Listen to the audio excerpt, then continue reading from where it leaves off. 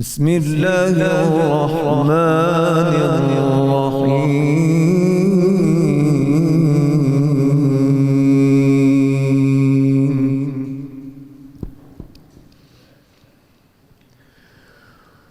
إنا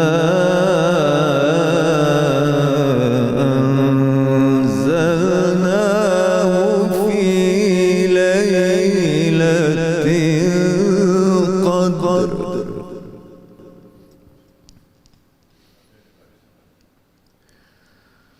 وما أدراك ما ليلة القدر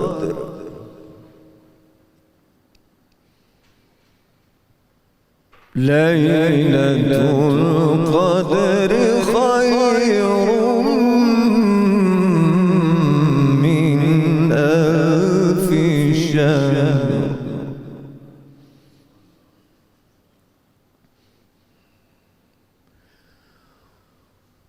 إنا أنزلناه في ليلة القدر وما أدراك ما ليلة القدر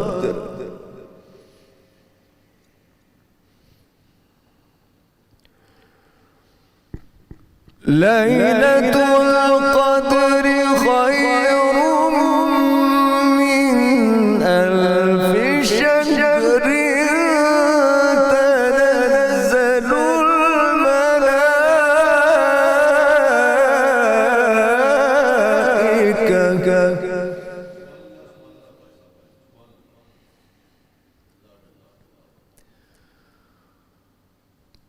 تنزل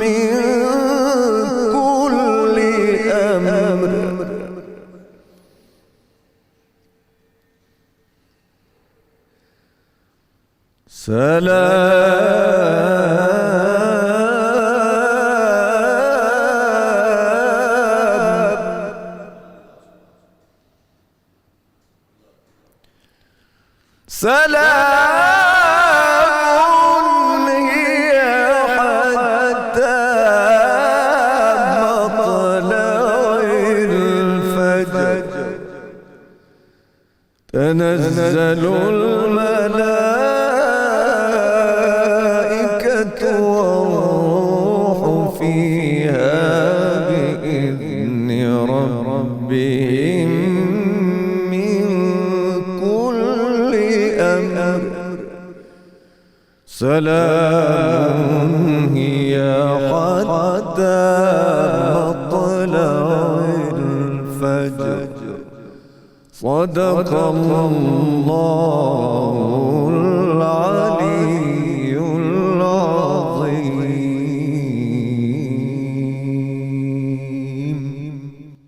جزاک اللہ سبحان اللہ سبحان اللہ. کیا کہنے محترم قاری سید نوید قمر صاحب، جزاک اللہ. اعوذ باللہ من الشیطان الرجیم، بسم اللہ الرحمن الرحیم.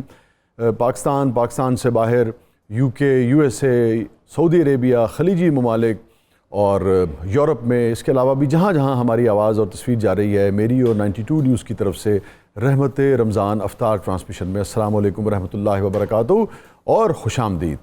اور قاری صاحب، سب سے پہلے تو سبحان اللہ.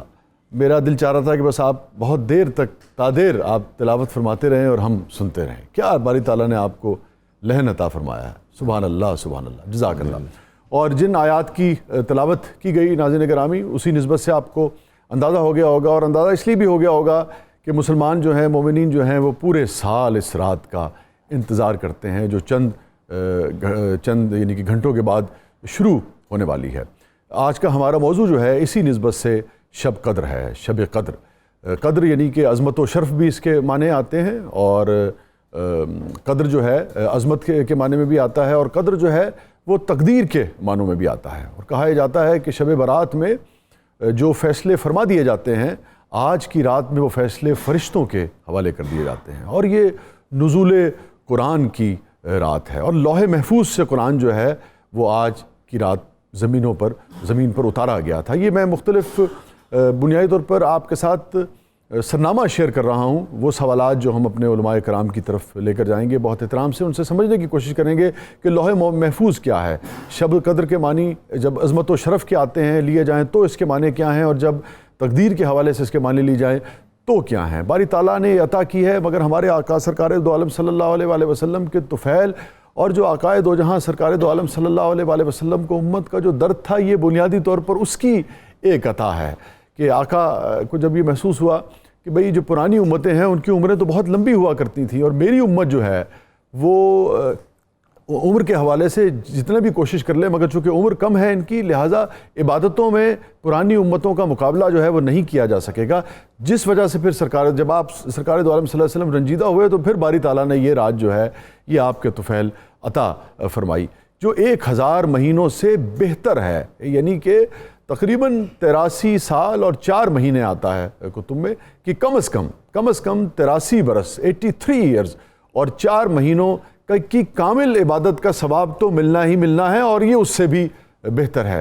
اور پھر کیسے، یعنی کہ جہاں نفاق ہو، جہاں جھگڑا ہو، یہ اب میں سیاسی حوالے سے ایک چھوٹی سی بات کر رہا ہوں، وہاں کیسے بعض اوقات امتوں پر نقصان جو ہے ان کا ہو جایا کرتا ہے۔ آقائے دو جہاں سرکار دو عالم صلی اللہ علیہ وآلہ وسلم جب اپنے حجرے سے باہر تشریف لائے یہ بتانے کے لیے کہ کون سی طاق رات جو ہے اس کو شب قدر ہے، تو دیکھا کہ 2 مسلمان جو ہے وہ آپس میں جھگڑا کر رہے تھے، جس وجہ سے پھر یہ بیان جو ہے پوری طریقے سے نہیں فرمایا، اور پھر ان کو طاق راتوں میں یعنی کہ ڈھونڈنے کا حکم دیا گیا۔ تو یہ بھی ہمیں دیکھنا ہوگا کہ جب نفاق ہو امتوں میں، جب مختلف گروہ امت کے جو ہیں وہ آپس میں برسر پیکار ہوں، تو کتنی بدقسمتی ہوا کرتی ہے، کتنی جسے ہم کہتے ہیں بے برکتی ہوا کرتی ہے اس سلطنت پہ، اس ریاست پر، اس امت پر۔ اس حوالے سے بھی ہم بات کریں گے۔ پھر ہم ایک بہت اہم بات کریں گے کہ کون وہ لوگ ہیں، کون وہ بدبخت و بدقسمت ہیں جو آج کی رات بھی بخشے رہنے سے رہ جاتے ہیں، یا آج کی رات بھی جو اپنی بخشائش جو ہے جو نہیں کروا پاتے ہیں۔ سو بہت اس کے موضوع ہیں۔ پھر قرآن کی جو سگنیفیکنس ہے اس پر بات ہوگی۔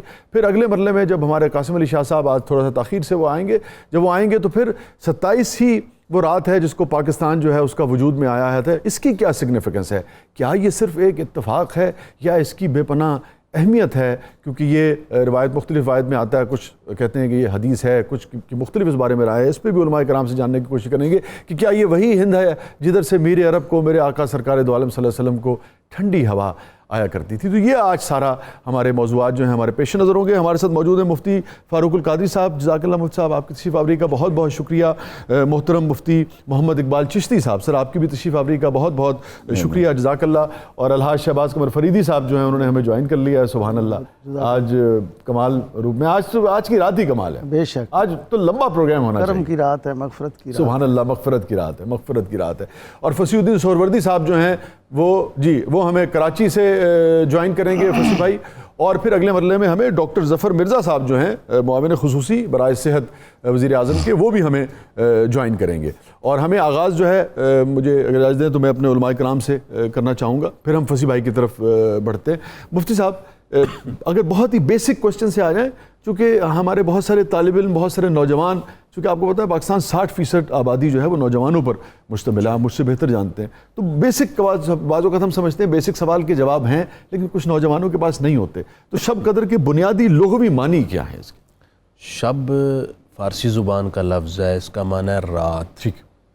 قدر کا جیسا کہ آپ نے کہا ایک معنی عظمت اور شرف ہے، ٹھیک، ایک اس کا معنی تقدیر اور قسمت ہے۔ دونوں اعتبار سے معنی یہ بنے گا کہ وہ رات جو بڑی قدر اور شرف والی ہے، یا وہ رات جو تقدیر ساز ہے، ٹھیک ہے، سبحان اللہ، جس میں صرف ساکنان عرب کی تقدیر کا فیصلہ نہیں ہوا، جی، بلکہ کل انسانیت کا بخت خفتہ بیدار ہوا۔ سبحان اللہ۔ اور میں سمجھتا ہوں کہ جیسا آپ نے ذکر کیا، بالخصوص اس رات کو ہماری تقدیر بر صغیر پاک و ہند کے مسلمانوں کی بھی جاگی، جی جی، اور ہمیں پاکستان بھی نصیب ہوا۔ لیکن اولی طور پر جو ہم مصداق بات کر رہے ہیں وہ یہی ہے کہ اس کا معنی عظمت و شرف والی رات ہے، یا اس کا معنی تقدیر ساز رات ہے۔ میں یہاں پر یہ بھی کہنا چاہوں گا، جو علامہ قرطبی نے ایک معنی بیان کیا، وہ کہتے ہیں اس کو شب قدر اس لیے کہتے ہیں کہ اس رات کو قدر والی کتاب، قدر والے رسول کی معرفت قدر والی امت پر نازل کی گئی، سبحان اللہ، بہی وجہ اس کو شب قدر کہا۔ سبحان اللہ، سبحان اللہ۔ مفتی صاحب اس میں کچھ آپ اضافہ کرنا چاہیں گے؟ نہیں تو پھر میں اگلا سوال لے کر آپ کی خدمت میں حاضر ہوں۔ دیکھیے قرآن مجید میں اللہ تبارک و تعالی نے خود ارشاد فرمایا، انا انزلناہ فی لیلۃ القدر، ہم نے قرآن مجید کو شب قدر میں اتارا، وما ادراک ما لیلۃ القدر، واہ واہ واہ، تمہیں کیا معلوم لیلۃ القدر کیا ہے؟ میں صرف یہاں پر ایک بات عرض کرنا چاہتا ہوں، یہ شب قدر 1000 ماہ سے بہتر ہے، لیکن اس کی کوئی ساتیں دوسری راتوں سے زیادہ نہیں ہوتی، ٹھیک ہے، ہاں اس کی گھڑیاں کوئی زیادہ نہیں ہوتی۔ ٹھیک ہے، اس کا مطلب یہ ہے کہ اللہ تبارک و تعالی جو شرف جس چیز کو عطا فرمائے سبحان اللہ، ہمیں وہی ماننا چاہیے، بے شک، اس میں اپنی عقل کے گھوڑے نہیں دوڑانے چاہیے۔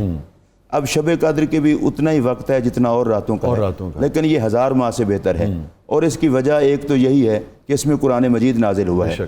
تو میں اپنے ناظرین اور سامعین کی توجہ اس طرف دلانا چاہوں گا، آج کل ہمیں ایک بیماری پڑ گئی ہے کہ ہم اپنی ظاہری آنکھوں سے ایک چیز کو دیکھتے ہیں اور پھر کہتے ہیں یار دیکھیں نا، یہ آپ عقل سے اوپر کی باتیں کرتی ہیں، انسان تو انسان ہی ہوتا ہے، انسان سارے ایک جیسے ہوتے ہیں، راتیں ساری ایک جیسی نہیں ہیں تو انسان سارے ایک جیسے کیسے ہو گئے؟ دنوں پر تو جس رات میں قرآن آیا ہے اگر اس جیسی کوئی رات نہیں تو جس کے سینے پر قرآن اترا ہے اس ذات جیسی بھی کوئی ذات نہیں۔ سبحان اللہ، سبحان اللہ۔ ہمیں شب قدر اس بات کا درس دیتی ہے کہ میں تمہیں بطور لنگر مصطفیٰ بن کے نصیب ہوئی ہوں، تم نبی کے لنگر کی حقیقت کو نہیں سمجھ سکتے تو محمد عربی کی حقیقت کو کیسے سمجھ سکتے؟ کیا کہنا ہے؟ اچھا مفتی صاحب یہ ہے اگلے مرحلے کا سوال، مگر کلام ایسا آ گیا ہے کہ میں ہمیشہ جب بھی یہ کلام سنتا ہوں نا تو مجھے بڑا رشک آتا ہے۔ میں نے کہا یار دیکھیں 3 چیزیں انہوں نے کہیں اس میں، مانگ لو مانگ لو چشم تر مانگ لو، مانگ لو مانگ لو چشم تر مانگ لو، نور نظر مانگ لو، اور کملی والے کی نگری میں گھر مانگ لو، مانگنے کا مزہ، باب رحمت کھلا آج کی رات۔ تو کوئی مادی چیز جو ہے وہ نہیں مانگی گئی اس میں، مگر کیا اس رات میں ہم مادی چیزیں جو ہیں جو عام انسان کی ضرورت اور طلب ہوتی ہے اس حوالے سے بھی مانگا جا سکتا ہے؟ اور کیا اس حوالے سے بھی عطا کا جو سخاوت ہے باری تعالیٰ کی آج وہ 1000 گنا بڑھی ہوتی ہے؟ جی بالکل، مانگنے میں تو اللہ تعالیٰ نے کوئی پابندی نہیں لگائی کہ آپ یہ مانگیں اور یہ نہ مانگیں، ہر جائز اور مشروع چیز مانگی جا سکتی ہے۔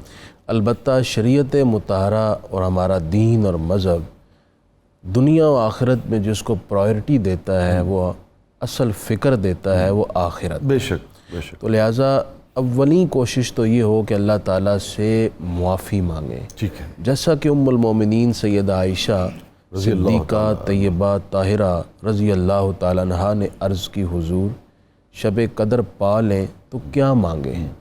تو سرکار دو عالم صلی اللہ علیہ وسلم نے جو خود دعا سکھائی، میں ناظرین سے درخواست کروں گا آپ جہاں بہت ساری دعائیں کریں گے یہ دعا تمام دعاؤں کی روح اور مغز ہے، چونکہ آقا نے فرمائی۔ اس دعا میں بڑی گہرائی اور حکمت بھی ہے اور اس میں ایک فکر کی تازگی بھی ہے۔ آپ نے فرمایا یہ دعا کرنا، اللہم انکا عفو کریم تحب العفو فاعف عنی، اے اللہ تو معاف کرنے والا بخشنے والا کریم ہے اور معاف کرنے کو ہی پسند کرتا ہے، اللہ اکبر، اے پروردگار تو ہماری خطاؤں اور گناہوں سے درگزر کر۔ تو اس میں 2 میسج ہیں، ایک تو بندہ آج کی شب سب سے زیادہ دھیان اس طرف کرے کہ میرے اعمال بہت سیاہ اور گندے ہیں، میں آج کی شب اللہ تعالیٰ کے حضور معافی مانگوں اور اس کی بخشش مانگوں، وہ مجھ سے راضی ہو جائے، مجھے اس کی خوشنودی مل جائے، اصل فوکس اس پر ہو۔ ٹھیک ہے۔ اس کے بعد دوسری اس دعا میں یہ کہ اللہ تعالیٰ معاف کرنے کو پسند کرتا ہے، اس میں ایک رمز یہ ہے کہ ہم بھی ایک دوسرے کو خطاؤں پر درگزر کیا کریں، معاف کیا کریں، یہ اللہ کو پسند ہے۔ سو آج کی رات بنیادی فوکس تو اپنی عاقبت اور آخرت اور انجام خیر پر رکھیں، اور سیکنڈلی آپ اپنی دنیا کی خیر اور بھلائی کے لیے، اپنے ملک کے لیے جو آج کی شب ہمیں نصیب ہوا اس کے لیے، عالم انسانیت کے لیے ہر خیر اور بھلائی طلب کریں۔ کوئی پابندی نہیں ہے، بلکہ آج کی شب تو وہ آسمان دنیا پر تجلی فرما کر یہ اعلان فرماتا ہے کوئی مجھ سے مانگنے والا، خیر کا طالب، رزق کا طالب، بخشش کا طالب، اچھی عاقبت کا طالب، دنیا و آخرت کی بھلائی کا طالب، ہم اسے عطا کریں گے۔ تو جو خود اعلان کر رہا ہے اور دعا کرنے والے کی دعاؤں کی قبولیت کا وعدہ بھی کر چکا ہے، تو اگر پھر بھی ہم محروم رہ جائیں تو یہ ایسے ہی ہے جیسے ایک پیاسا نہر کنارے میٹھے پانی کے پاس بیٹھ کر بھی محروم ہی رہ جائے۔ اللہ اکبر، اللہ اکبر۔ مفتی صاحب لوح محفوظ کے بارے میں ذرا بتائیے کہ لوح محفوظ سے مفتی صاحب بڑی اچھی بات فرما رہے ہیں جی کہ آج اصل اللہ تعالیٰ کی بارگاہ سے معافی مانگنے کی رات ہے، اور آج جب جناب جبرائیل امین علیہ السلام فرشتوں کو کہتے ہیں کہ آؤ زمین پر چلیں، سبحان اللہ، تو ان کو کہتے ہیں آج تمہیں وہ نیکی دکھانے میں لے کے چلا ہوں جو نیکی امت محمدیہ کی اللہ کو فرشتوں کی تسبیح و تحلیل سے بھی زیادہ پسند ہے۔ سبحان اللہ۔ حالانکہ فرشتے معصوم ہیں، ان کے کسی عمل میں خطا نہیں ہوتی، لیکن امت محمدیہ کی وہ نیکی اللہ کو فرشتوں کی تسبیح اور تحلیل سے زیادہ پسند ہے۔ فرشتے کہتے ہیں جناب جبرائیل امین سے حضرت وہ کیا نیکی ہے؟ تو آپ فرماتے ہیں وہ ہے گنہگار کا رو رو کے معافی مانگنا۔ جب کوئی بندہ اپنی خطاؤں کا اعتراف کر کے اللہ کی بارگاہ سے رو کر معافی مانگتا ہے تو یہ معافی مانگنا رب کو فرشتوں کی تسبیح سے بھی زیادہ پسند ہے۔ کیا کہنے ہیں مفتی صاحب؟ اچھا، ہمارے ہاں ایک رواج ہے، لوگ کہتے ہیں کہ یار ہم تو گناہگار بندے ہیں، گناہگاروں کی کون سنتا ہے؟ اور اللہ کے بندے کوئی سنے نہ سنے، تمہارا رب ہے وہ سنتا ہے۔ دعا کرتے ہوئے انسان کو اس بات کا یقین رکھنا چاہیے کہ میں اس مالک سے مانگ رہا ہوں کہ جس مالک نے اپنے در سے مجھے خالی نہیں لوٹانا۔ جب تک مانگنے والے کو اس کی رحمت کا یقین نہ ہو اس کی دعا شرف قبولیت نہیں پاتی۔ اور جب وہ اپنی غلطیوں کو اعتراف کر کے اپنے مالک کی رحمت پر یقین کر کے دعا مانگتا ہے تو اللہ تعالیٰ اسے شرف قبولیت عطا فرماتا ہے۔ اور یہ بھی پڑھا جا رہا تھا کہ مانگ لو چشم تر مانگ لو۔ یہ چشم تر بڑی نعمت ہے، بے شک بے شک، اور یہ اللہ کا خاص فضل ہے۔ ہمارے ہاں مختلف حوالوں سے اور مختلف چیزوں کے لیے رونے کا رواج ہے۔ اگر ہمیں رونا بھول گیا ہے تو خوف خدا سے رونا بھول گیا ہے۔ جی بالکل درست کہہ رہے ہیں۔ خوف خدا سے رونا اور چشم تر یہ اتنا بڑی سعادت ہے کہ ہمارے پیارے آقا و مولا صلی اللہ علیہ وسلم، میں وضاحت کے ساتھ یہ بات کہہ دوں، ذات رسول کے ساتھ گناہ کا کوئی تعلق نہیں، بے شک، غلطی کا کوئی تعلق نہیں۔ گناہگاروں کا تعلق رسول سے ہو تو گناہگار بھی بخشے جاتے ہیں، سبحان اللہ۔ اب رسول اللہ علیہ السلام معصوم ہو کر ہر قسم کی خطاؤں سے پاک ہو کر اللہ کی بارگاہ میں دعا مانگتے تھے، یا اللہ مجھے اپنے خوف سے رونے والی آنکھیں عطا کر۔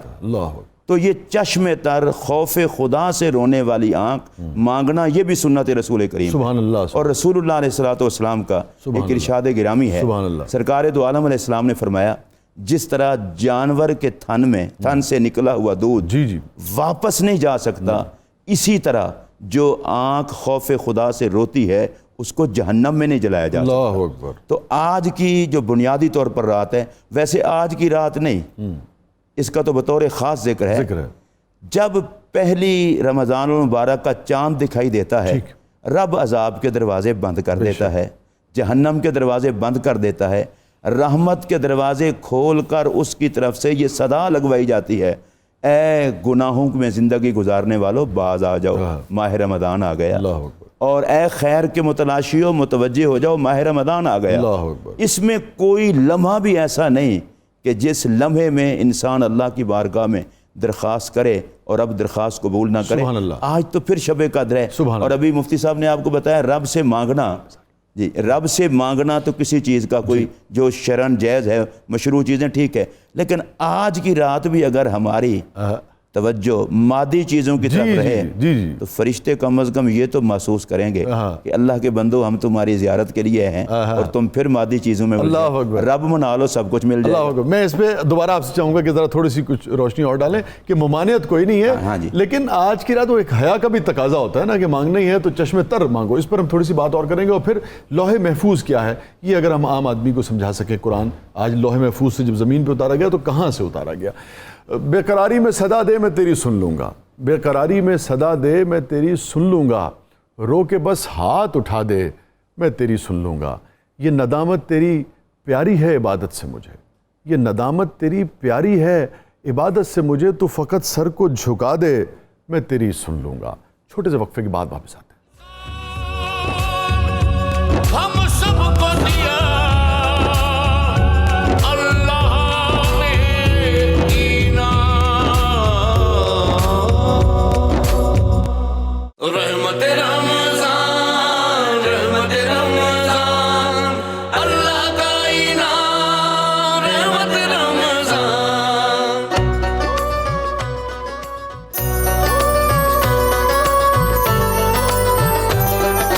حاضر ہے حاضر ہے حاضر ہے ہم، رحمت رمضان۔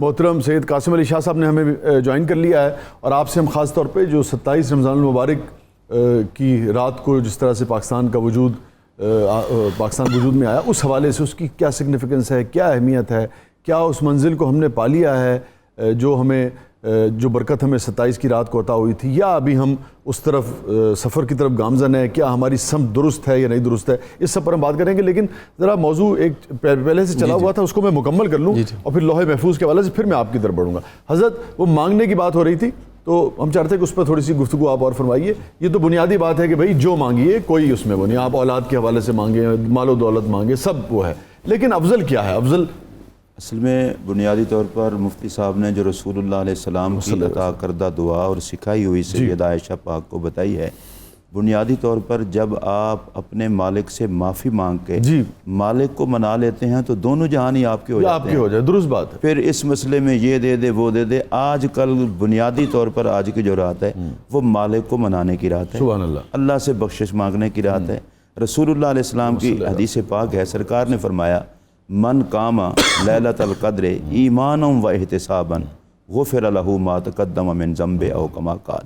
سرکار نے فرمایا جو شب قدر کو ایمان کی حالت میں اور اللہ تعالیٰ سے ثواب کی امید رکھتے ہوئے قیام کرتا ہے، اس کے سارے گناہوں کو معاف کر دیا جاتا ہے۔ جب اللہ تبارک و تعالیٰ انسان کو معاف کر دے گا، اس کے لیے ساری رحمت کے دروازے اس کے لیے کھل جائیں گے۔ ہمیں سب سے پہلی بات تو یہ، آج جب ہم اللہ کی بارگاہ میں قیام کریں یا سوال کریں، سب سے پہلے اپنے ایمان کی کیفیت ہمیں دیکھنی چاہیے۔ ہمارے ہاں یہ ہے جی سب کچھ رہنے دیں، بس اللہ غفور ہے، اللہ کریم ہے۔ نبی پاک نے قید لگائی ہے، قیام کرو گے حالت ایمان میں۔ اور ایمان کس چیز کا نام ہے؟ میں اس کو اگر بالکل شارٹ کر کے بتاؤں، رسول اللہ علیہ السلام کی ذات گرامی سے وفا اور محبت کا نام ہے ایمان۔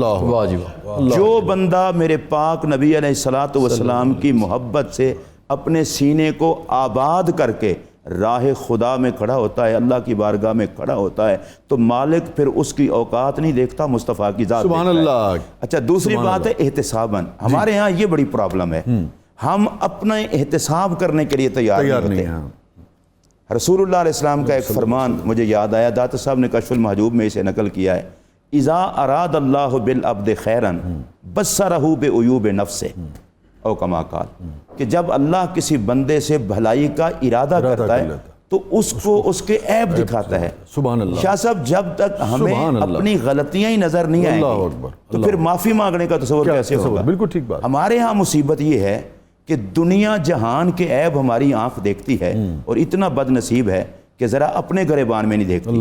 میں نے بہت سارے لوگوں کو دیکھا ہے، وہ نہ بھی بتائیں تو ان کی شکل و صورت بتاتی ہے کہ ان کا کافی عالم گناہ سے تعلق ہے، لیکن پھر بھی وہ اپنا جب تعارف کروا رہے ہوتے ہیں تو یوں محسوس ہوتا ہے کہ فرشتوں کی دنیا سے ہیں۔ کوئی عالم ہو، کوئی پیر ہو، کوئی خطیب ہو، کوئی کسی طبقے سے تعلق رکھتا ہو، مالک کی نظر میں تو سب کچھ ہے، کم از کم اپنے رب کی بارگاہ میں پیش ہوتے ہوئے اعتراف گناہ تو کرو نا، معافی تو بعد میں ہوتی ہے۔ اور ایک مفتی صاحب نے بات کی تھی، اس پر میں ایک حدیث کر کے ختم کرتا ہوں اپنی گفتگو کو۔ مفتی صاحب نے کہا تھا کہ لوگوں کو معاف کرنا تمہارے اندر ہونا چاہیے۔ رسول اللہ علیہ السلام کا ارشاد گرامی، اس پر سماعت فرمائیے۔ حضور نے فرمایا جو بندہ یہ چاہتا ہے کہ مجھے اللہ بخش دے، اسے چاہیے وہ اس کے بندوں کو معاف کر دے۔ ہماری تھوڑی سی پاور ہو واہ واہ واہ، تو ہم کیا کہتے ہیں کرتے جو ہمارے ہتھے میں آ جائے اسے رگڑا لگا دیں، جس کے قبضے میں کائنات ہے، اور جس کے قبضے میں پوری کائنات ہے وہ ہمارے کتنے جرم دیکھ کر اللہ پھر درگزر فرماتا ہے. ہمیں اس سے مغفرت چاہیے، سبحان اللہ. تو اس کا کنبہ ہے مخلوق، سبحان تم بھی اللہ. کوئی درگزر واہ کرنا. واہ واہ واہ واہ، میری مخلوق میرا کنبہ ہے، کیا کہنے. حضور والا 27 کی رات کو پاکستان کا وجود میں آنا، یہ کیا محض اتفاق ہے یا اس کی اہمیت ہے، سگنیفیکنس ہے؟ شاہ صاحب یہ بالکل اتفاق نہیں ہے. یقیناً پاکستان اللہ کا کرم ہے، اور جو روایتیں ملتی ہیں وہ یہ روایتیں ملتی ہیں کہ سرکار دو عالم صلی اللہ علیہ وآلہ وسلم آپ نے چہرہ انور اس زمین کی طرف کر کے عشق اور محبت کی خوشبو کی جو آمد ہوتی تھی اور عاشقوں کی جو زمین تھی اس کی طرف اشارہ کیا. اور یہ 27 کو بننا یہ علامت ہے کہ اللہ کے نام پہ بننے والی سرزمین یہ کوئی عام سرزمین نہیں ہے، یہ کلمے کے نام پہ بنی ہے، یہ حضور کے محبت کرنے والوں کا دیس ہے، یہ اللہ کی وحدانیت کو ماننے والوں کا دیس ہے. تو یہ تو کوئی اس میں دوسری رائے نہیں ہے کہ 27 کو بننے والا ملک ایک عام ملک نہیں تھا. اصل شاہ صاحب پرابلم بعد کی ہے، ہم پہنچے کہاں پر ہیں. وہ خواب اقبال کی ساری شاعری دیکھیں، آپ شاعر ہیں، اس میں وزن آپ کو برابر ملے گا، اس میں فلسفہ آپ کو بہترین ملے گا. آپ اقبال کے تخیل پہ کوئی شک نہیں کر سکتے. وہ اقبال کا خواب میں یقین سے کہتا ہوں یہ والا پاکستان نہیں تھا جو پاکستان بن گیا ہے. اس کا مطلب ہے یہاں تو بننا ہے، ابھی اس سفر جاری ہے. لیکن کم از کم جو حالات و واقعات ہم نے ان 60-70 سالوں میں دیکھے، انفرادی طور پہ ہر بندہ کہے گا الحمدللہ رب العالمین، لیکن سسٹم اور کسی نظام کا ہونا، اور بالخصوص وہ نظام جو اسلامی اصولوں پہ ہو، اس کو ہم نہیں دیکھ پائے. آپ ٹھیک کہہ رہے ہیں. ابھی جو مفتی صاحب نے جو بات کی ہے نا، وہ یہی کی ہے کہ بحیثیت فرد بھی اور میرے خیال میں بحیثیت قوم بھی، جب تک ادراک نہیں ہوگا، ریئلائزیشن نہیں ہوگی، آپ اسٹیٹ آف ڈینائل میں رہیں گے کہ ہم نے یہ غلطیاں کی ہیں، تب تک آپ اسے درست کیسے کر سکیں. ویسے بھی شاہ صاحب یہ 27ویں شب کو رمضان شریف ملا تھا، یہ نزول قرآن کی شب ہے.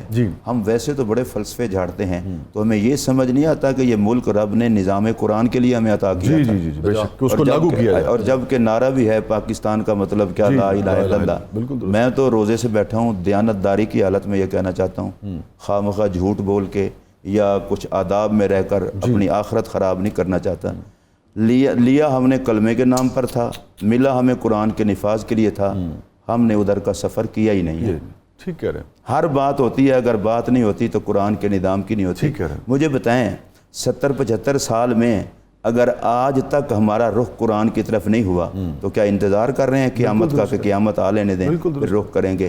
میں یہ مطالبہ بھی کرتا ہوں اور دعا بھی کرتا ہوں، اللہ کرے حکمرانوں سے لے کر عوام تک سب کا رخ مصطفیٰ کے قرآن کی طرف ہو جائے تاکہ خدا کی نعمت کا ہم شکریہ ادا کر سکیں. اور مفتی صاحب آپ کی بات بڑی ہوتی ہے، یہ قرآن ہی ہے جو ہمیں ہماری ساری جو اکائیاں ہیں ان کو ایک بھی رکھ سکتا ہے. ہمیں اگر اس وفاق کو قائم رکھنا ہے اور ایک رکھنا ہے تو آپ اس سے جڑیں گے تبھی آپ ایک. یہی کامن چیز ہے ہمارے، سب سے بڑی کامن چیز. شاہ صاحب ایک لطیفے کی چیز ہے، میں کسی کا نام تو نہیں لوں گا، لیکن یہ بڑی عجیب بات نہیں ہے کہ جب سرکاری عہدوں پر فیض لوگ ان کو سورہ کوثر نہ آئے، سورہ اخلاص نہ آئے جی، اور ان کی آپ باتیں سن لیں تو ماشاءاللہ. اور ہمارے پاکستان میں اتنا ترقی ہو گئی ہے، جتنا کوئی قرآن و سنت پڑھا ہوا ہے ہمارے طبقے میں وہ ان پڑھ سمجھا جاتا ہے. درست کہہ رہے ہیں. اور جس کو قرآن و سنت نہیں آتا ماشاءاللہ وہ اتنا بڑا پروگریسو اور پتہ نہیں کیا ہوگا. اس سے بڑا تعلیم یافتہ کیا ہوگا کہ جسے قرآن بھی نہ آئے، حدیث بھی نہ آئے. شاہ صاحب اس میں میں ایک چیز ایڈ کرتا جاؤں، بڑی دنیا ایسی ہے جن کو قرآن حدیث آتی بھی، کردار ان کے پاس بھی کوئی نہیں.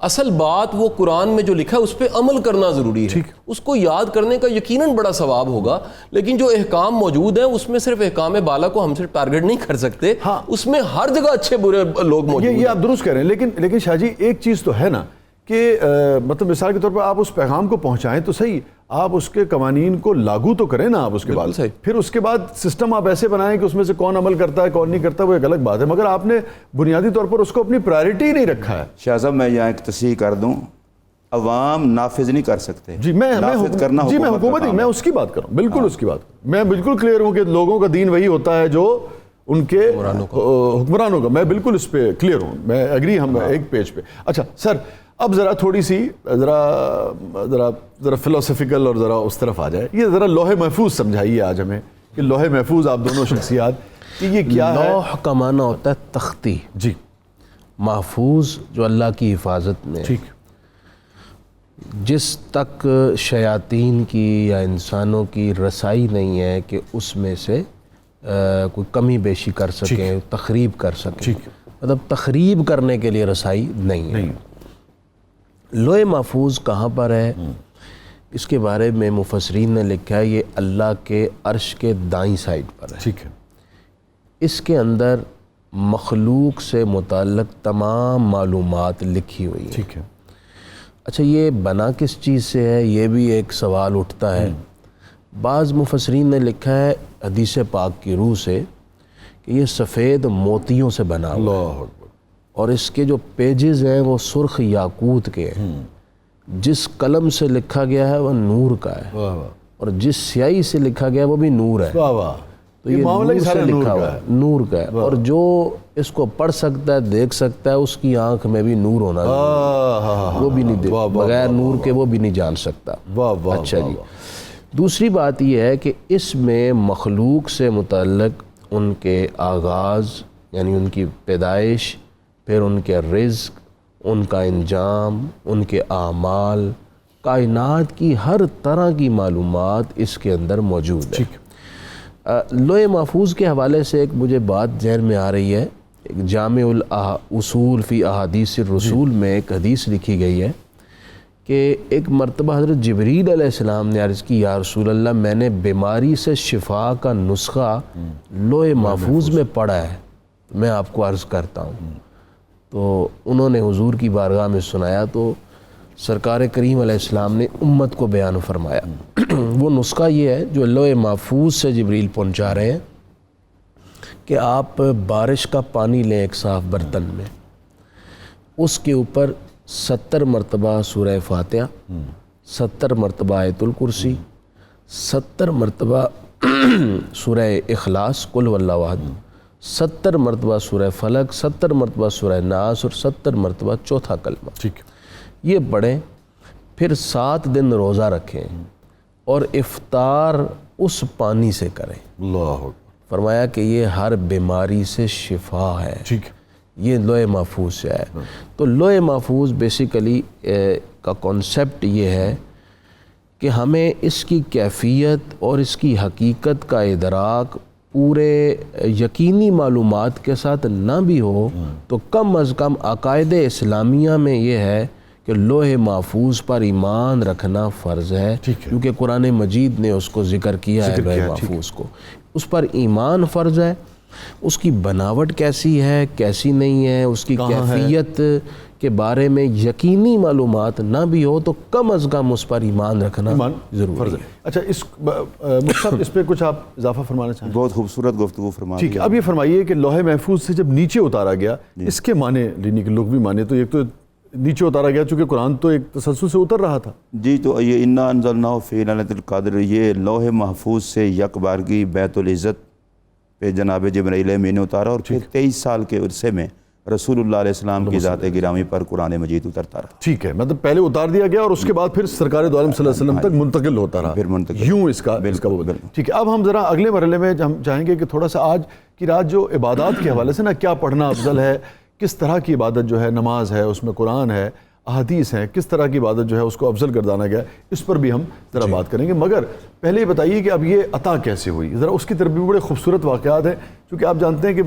مسلمانوں کا عشق تو ہے سرکار دو عالم صلی اللہ علیہ وسلم سے، پھر اس عشق کی نسبت کی وجہ سے بھی بہت سارے لوگ جاگیں گے آج کی رات کہ بھئی میں تو سرکار سے عشق کی وجہ سے جاگ رہا ہوں۔ تو یہ فرمائیے کہ یہ کیسے رات جو ہے وہ ہمیں عطا ملی؟ یہ جو سورہ قدر ہے اس کا شان نزول جو ذکر کیا گیا ہے اس میں اس کی عطا کا ذکر ہے۔ گزشتہ امتوں کی طویل عمریں اور لمبی عبادتوں کی بات ہوئی تو سرکار دو عالم صلی اللہ علیہ وسلم کے قلب اطہر پر گراں گزرا کہ ان کی اتنی طویل عمریں اور لمبی عبادات ہیں تو میری امت کی عمریں تو بہت قلیل ہیں، تو عبادات بھی قلیل ہیں۔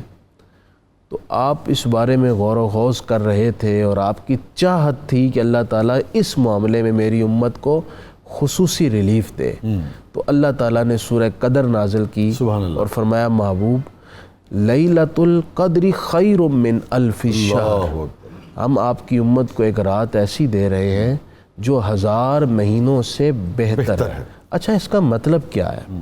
اس کے 2 مطلب ہیں۔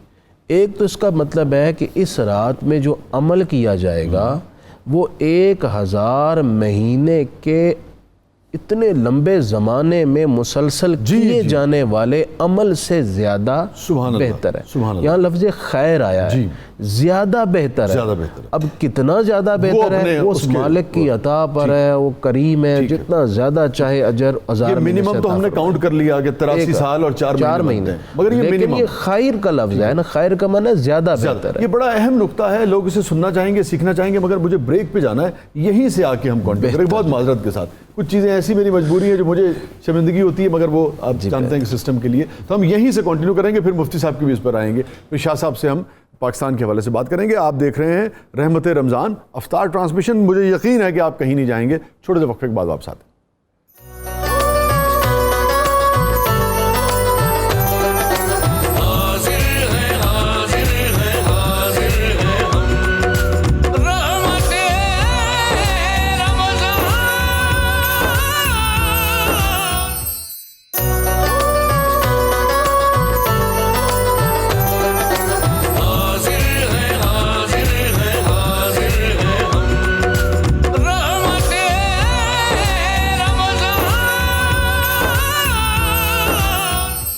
مفتی صاحب، گفتگو ہو رہی تھی لوح محفوظ پر، لوح محفوظ پہ جس طریقے سے نیچے اتارا گیا، اس حوالے سے آپ کچھ ارشاد فرمانا چاہیں؟ جی، میں یہ عرض کر رہا تھا کہ یہ رات نزول قرآن کی رات ہے، اور اس رات میں ہمیں خاص طور پر اللہ کی بارگاہ میں جہاں اور معافی مانگنی ہے اسے راضی کرنا ہے، اس بات پر بھی ہمیں معافی مانگنی چاہیے کہ یا اللہ، یہ قرآن کی رات میں ہمارا جو تعلق قرآن سے کمزور ہو گئے، ہم پر کرم کر اور ہمارا تعلق قرآن سے مضبوط ہو جائے۔ اور آپ اس سے پہلے بات ہو رہی تھی کہ شب قدر میں ہمیں کرنا کیا چاہیے۔ ایک تو قیام، نوافل، اور دوسرا قرآن مجید کی تلاوت۔ ٹھیک۔ تیسری چیز درود شریف۔ ٹھیک ہے۔ قرآن پاک کی تلاوت ایک ایسی چیز ہے کہ بندہ اگر قرآن پاک پڑھتا رہے، اللہ تعالیٰ سے کسی چیز کا سوال نہ بھی کرے، تو اللہ بغیر مانگے کے قرآن پڑھنے والے کو مانگنے والوں سے بہتر عطا فرماتا ہے۔ سبحان اللہ۔ اسی طرح رسول اللہ علیہ الصلوۃ والسلام کی ذات پر درود شریف ہے۔ درود شریف وہ وظیفہ ہے کہ اگر بندہ محبت رسول میں غرق ہو کر سرکار پر درود پڑھے، حتیٰ کہ کچھ بھی نہ مانگے رب سے، اللہ اپنے محبوب کے درود پاک کی وجہ سے بندے کو سب کچھ عطا فرما دیتا ہے۔ سبحان اللہ۔ اچھا، اصل چیز پھر میں یہ عرض کروں گا کہ آج کی رات میں اصل چیز ہے احساس۔ جب تک بندے کو احساس نہیں ہوتا کہ میں نے کیا کرنا تھا اور میں کیا کر نہیں پایا، اس وقت تک وہ اللہ کی طرف رجوع نہیں کرتا۔ پہلی بات تو ہمیں یہ ذہن میں رکھنی چاہیے کہ ہماری زندگی عارضی ہے۔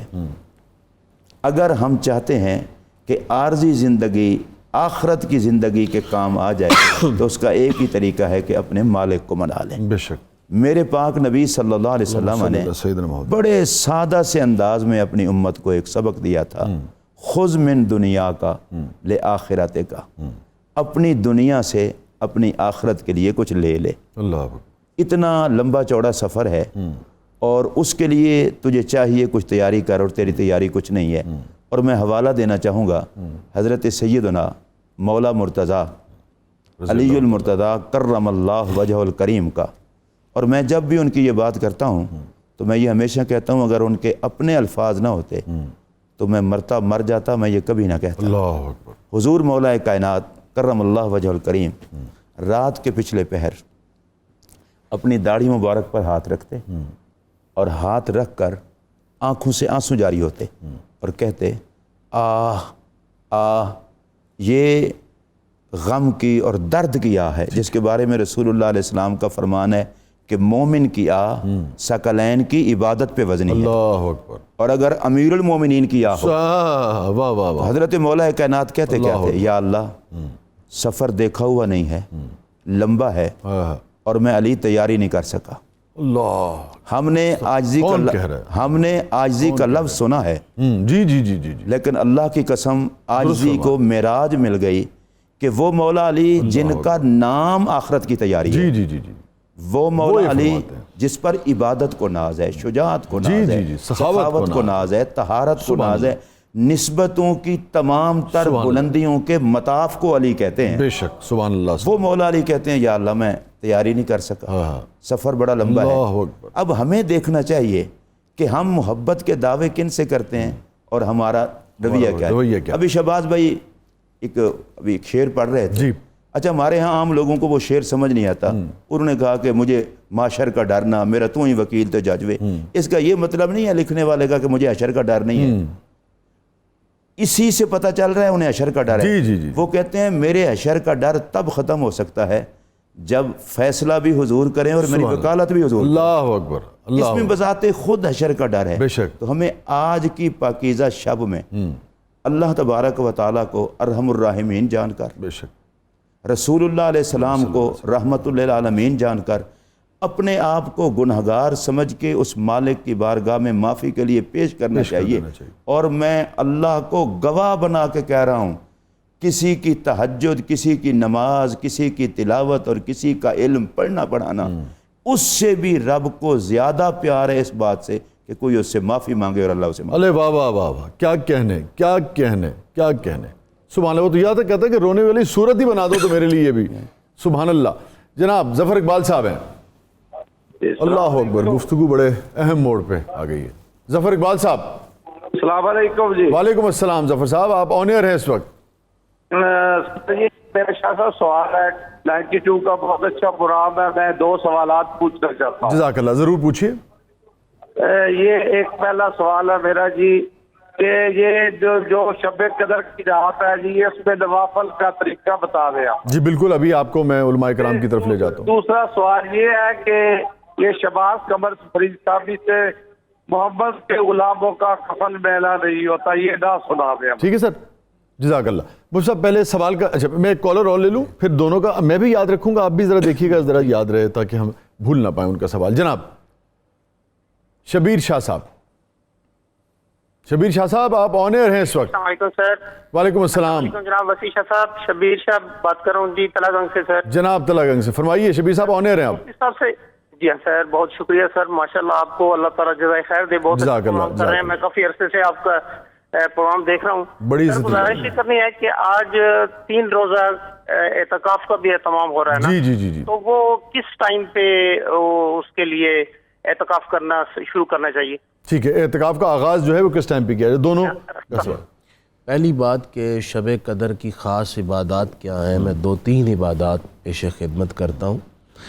پہلی یہ کہ 2 رکعت نفل پڑھیں اور دونوں رکعتوں میں سورہ فاتحہ کے بعد 7 مرتبہ سورہ اخلاص پڑھیں، ٹھیک ہے، اور اس کے بعد 70 مرتبہ استغفر اللہ پڑھیں۔ ٹھیک ہے، تفسیر یعقوب چرخی میں لکھا ہے کہ بندہ یہ پڑھ کر مصلی نماز سے اٹھتا نہیں ہے، پہلے اس کی اور اس کے ماں باپ کی بخشش کر دی جاتی ہے۔ اللہ یہ بزرگوں کے ہاں بڑا مقبول عمل رہا ہے، مجرب جسے کہتے ہیں۔ مجرب۔ سبحان اللہ۔ دوسرا حضرت سید جہانگیر اشرف سمنانی رحمۃ اللہ علیہ، بہت ممتاز اولیاء میں سے جی، وہ ایک عمل بیان کرتے ہیں کہ 2 رکعت نفل پڑھیں، ہر رکعت میں سورہ فاتحہ کے بعد 3 مرتبہ سورہ اخلاص پڑھیں، ٹھیک ہے، اور اس کے بعد تیسرا کلمہ پڑھیں۔ ٹھیک ہے، تیسرا کلمہ سبحان اللہ والحمد للہ ولا الہ الا اللہ واللہ اکبر ولا حول ولا قوت الا باللہ العلی العظیم، اور اس کے بعد پڑھیں اللہم اغفر للذنوب، ٹھیک ہے، اے اللہ میرے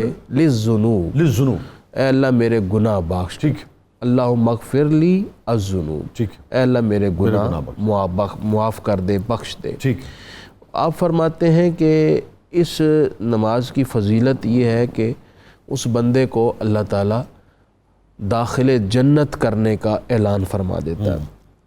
تیسری جو عبادت ہے، یہ فتاوی شامی وغیرہ میں اس کا ذکر ہے کہ 2 رکعت نفل پڑھیں، دونوں رکعتوں میں سورہ فاتحہ کے بعد 3 مرتبہ سورہ اخلاص پڑھ لیں، تیسرا کلمہ، پھر اس کے بعد دعا نماز کے بعد، ٹھیک ہے، اور 27 مرتبہ سورہ قدر پڑھیں، ٹھیک ہے، یہ اضافی آ جائے گا، یہ اضافی ہے۔ فرمایا کہ اس عبادت کا اجر یہ ہے کہ اللہ تعالیٰ بے شمار عبادتیں کرنے کا ثواب دیتا ہے، ٹھیک ہے، بے شمار میں آپ اندازہ کر لیجیے، متعدد انگنت عبادتوں کا ثواب۔ 2 کالر میرے پاس ہیں، پھر ان کا جواب کہ 3 روزہ اعتکاف جو ہے اس کا آغاز کب سے کیا گیا۔ یہ فرمائیے کہ اس میں سر کچھ اضافہ آپ کرنا چاہیں گے؟ نہیں ٹھیک ہے مفتی صاحب، مطلب اور کوئی ایسا خاص؟ ٹھیک ہے، ٹھیک، یہ ہو گیا۔ اب وہ اعتکاف جو ہے وہ کس وقت؟ اچھا، جہاں تک عبادات کا تعلق ہے، مفتی صاحب نے جو ذکر کیا ہے، اس کے علاوہ قرآن مجید کی تلاوت، درود پاک اور دعائیں، یہ سب بھی یہ سب آپ کر سکتے ہیں۔ جی، اعتکاف جو 3 روزہ ہوتا ہے، یہ ہوتا ہے نفلی اعتکاف۔ ٹھیک ہے، نفلی اعتکاف میں ٹائم لیمٹ نہیں ہوتی، جب آپ نے نیت کر کے بیٹھ جانا ہے اسی وقت سے آپ کا اعتکاف شروع ہو گیا، ٹھیک ہے، جب آپ نکلیں گے ختم ہو جائے گا۔ آج بہتر تو یہ ہے کہ ابھی آپ نماز مغرب سے قبل ہی بیٹھ جائیں، ٹھیک ہے، اور جب چاند نظر آنے کا اعلان ہو تو اس وقت اٹھ جائیں، تک آپ تاکہ آپ کو 3 کامل دن رمضان شریف کے مل جائیں، اور شب قدر بھی مل جائے گی انشاءاللہ، آج نہیں عبادت کی یکسوئی نصیب ہو جائے گی۔ اس پہ کچھ آپ؟ جی بالکل، وہ اعتکاف کی بات آ گئی تو الحمدللہ یہ اعتکاف رسول اللہ علیہ الصلوۃ والسلام کی سنت مبارکہ، اور اس میں اعتکاف میں ایک حکمت یہ بھی ہے تاکہ امت کے کچھ لوگ تو ایسے ہوں کہ جو آخری عشرہ پورا جاگ لیں اور انہیں لیلۃ القدر نصیب ہو جائے۔ سبحان اللہ، سبحان اللہ، تو اجتماعی طور پہ فائدہ ہو جائے۔ رسول اللہ علیہ الصلوۃ والسلام کی اپنی سنت مبارکہ تھی کہ نبی پاک علیہ الصلوۃ والسلام آخری عشرے میں اپنے گھر والوں کو بھی جگاتے تھے، ٹھیک ہے، اور خود بھی رسول اللہ علیہ الصلوۃ والسلام بیدار رہتے تھے، ٹھیک ہے۔ پھر شب قدر کی تلاش کے لیے ہمارے لیے تو اتنا کافی ہے، ہمیں رسول اللہ علیہ السلام کے نوکر، سرکار نے فرمایا اسے آخری عشرے میں تلاش کرو، ٹھیک ہے، ہمیں آقا کے حکم کی تعمیل میں تلاش کرنی چاہیے، حضور کے لنگر سے مل جائے گی انشاءاللہ۔ اور پھر یہ شب قدر کو یہ جو جیسے آپ پہلے بتا رہے تھے کہ سرکار تشریف لائے بتانے کے لیے، اور پھر 2 آدمی جھگڑا کر رہے تھے، سرکار نے پھر بتایا، اس میں بھی حکمت یہ تھی کہ اگر بتا دیا جاتا تو اس میں مسائل ہوتے، اور اب اس لیے نہیں بتایا گیا کہ آپ 1 تاک رات کی تلاش میں پورا عشرہ اللہ کی عبادت میں تو گزار لیں گے۔ مسئلہ تو تاک رات کا نہیں ہے، مسئلہ تو رب کی عبادت کا ہے۔ اور بزرگ کہتے ہیں کہ اگر آپ کو قدر ہو جائے نا راتوں کی تو ہر رات شب قدر بن سکتی ہے۔ لیکن یہ جو واقعہ تھا مفتی صاحب، میں چاہوں گا اس واقعے پر، چونکہ بڑا یہ اہم واقعہ ہے اور یہ کئی جگہ آپ مجھ سے بہتر جانتے ہیں کہ درج ہوا ہے، تو میں چاہوں گا کہ اس کے اوپر تھوڑی سی روشنی ضرور ڈالیے کہ نفاق یا جھگڑے کی کتنی، یعنی کہ آپ سمجھیے کہ ایک طرح سے اس کی مذمت ہے، ایک طرح سے یہ بات جو ہے۔ تو جب آپ ریاست میں مختلف اسلامی گروہوں کو، مختلف بھائیوں کو آپس میں جب آپ اختلاف دیکھتے ہیں تو کیا اس سے بھی کچھ بے برکتی جو ہے وہ ہوتی ہے؟ کالر میں لے لوں، پھر یہ آپ دونوں حضرات اس کا جواب دیجیے گا۔ جناب شاہ جی، تھوڑی سی برائی کے بعد میں اس کے بعد پھر آپ کی طرف جتنی مرضی برائی کر دیں۔ جی امامہ، ہلو السلام علیکم۔ جی جی، مجھے سوال یہ پوچھنا تھا کہ جیسے ہم عبادت کرتے ہیں نا، تو کیسے پتہ لگتا ہے کہ اللہ میاں ہم سے راضی ہے؟ مطلب جب دعا مانگے اور وہ قبول نہ ہو تو کیا اس کا مطلب ہے کہ اللہ میاں ہم سے راضی نہیں ہے؟ ٹھیک ہے، میں یہ سوال آپ کا لے کے مفتی حضرات کی طرف جاتا ہوں، آپ اگلے کالر لے لیں۔ جی، وہ کہہ رہے ہیں کہ جب کیسے پتہ لگے کہ اللہ میاں دعا قبول ہو گئی ایک، اور اگر دعا قبول نہیں ہوتی تو کیا اس کا مطلب ہے کہ اللہ میاں راضی نہیں ہے؟ اچھا، پہلی بات تو یہ ہے کہ اللہ تعالیٰ میاں نہیں ہے، میاں تو نواز شریف صاحب ہی ہیں، یا دیگر مخلوق کے یہ نام ہوتے ہیں میاں، ہمارے بھی تو ایک میاں صاحب ہے۔ اللہ تعالیٰ میاں ہونے سے پاک ہے۔ ٹھیک ہے، اللہ تعالیٰ کہا کریں، اللہ تبارک کہا کریں، اللہ عز و جل کہا کریں، یہ اس کے شیان شان۔ سبحان اللہ، صحیح کہہ رہے ہیں۔ بندے کا کام ہے یقین کے ساتھ، اخلاص کے ساتھ عبادت کرنا، اور پھر اللہ پر چھوڑ دینا۔ ٹھیک ہے، پتہ کیسے لگے گا؟ یہ ہمارے پاس کوئی ایسا پیمانہ نہیں ہے کہ پتہ لگا سکیں۔ ہاں، ایک علامت یہ ہے کہ آپ کو اگر اطمینان قلب نصیب ہو جائے، ٹھیک ہے، تشفی نصیب ہو جائے، دل میں تسلی نصیب ہو جائے، تو یہ علامت ہوتی ہے کہ اس بندے کو قرب نصیب ہو رہا ہے، قبولیت نصیب ہو رہی ہے۔ تو یقین سے، اخلاص سے کر کے اللہ پر چھوڑ دیں، آپ کا یقین انشاءاللہ اسے قبول کروا دیں۔ میں وہ جو تاریخی واقعہ ہے جس میں آپ سرکار دو عالم صلی اللہ علیہ وسلم تشریف لائے، یہ بتانے کے لیے کہ بھی کون سی رات ہے، پھر دو مسلمانوں کو آپس میں جھگڑا کرتے دیکھا تو پھر آپ نے نہیں بتایا. اس پر میں آؤں گا مگر میں شاہ صاحب کو ذرا شامل کر لوں. شاہ صاحب یہ فرمائیے کہ آپ کا یہ کہنا ہے کہ بھئی وہ سمت جس سمت میں ہمیں چلنا تھا، جیسے ہمیں 13 اور 14 کی درمیانی رات جس میں جو کہ اسلامی مہینوں کے اعتبار سے رمضان کی 27ویں بنتی ہے، تو نصیب ہوا ہم اپنے سمت میں نہیں گئے، تو کہاں ہم نے گڑبڑ کہاں کی ہے؟ سر آپ دیکھیں، مفتی صاحب نے تو کہا کہ ہم قرآن سے دور ہو گئے اس وجہ سے. اصل میں سر دیکھیں یہ اس میں تو کوئی دوسری رائے نہیں ہے کہ جو ملک آپ نے اسلام کے نام پہ بنایا وہاں اسلامی نظام نافذ ہونا چاہیے تھا. وہ تو ایک آپ سڑک پہ کھڑے بندے سے پوچھیے ٹھیک بات، اگر اس کے ساتھ زیادتی ہو جاتی ہے اسے انصاف ملتا ہے. آپ کسی ہسپتال میں جا کے دیکھیے اس میں حالت کیا ہے. تو وہ آپ اگر جا کے سسٹم کو دیکھتے ہیں تو آپ کو پتہ لگتا ہے یہاں پر سسٹم اس طرح بن نہیں سکے. اور سسٹم نہ بننے کی وجہ جو کم از کم میں سمجھ پایا ہوں وہ شعور کی کمی ہے.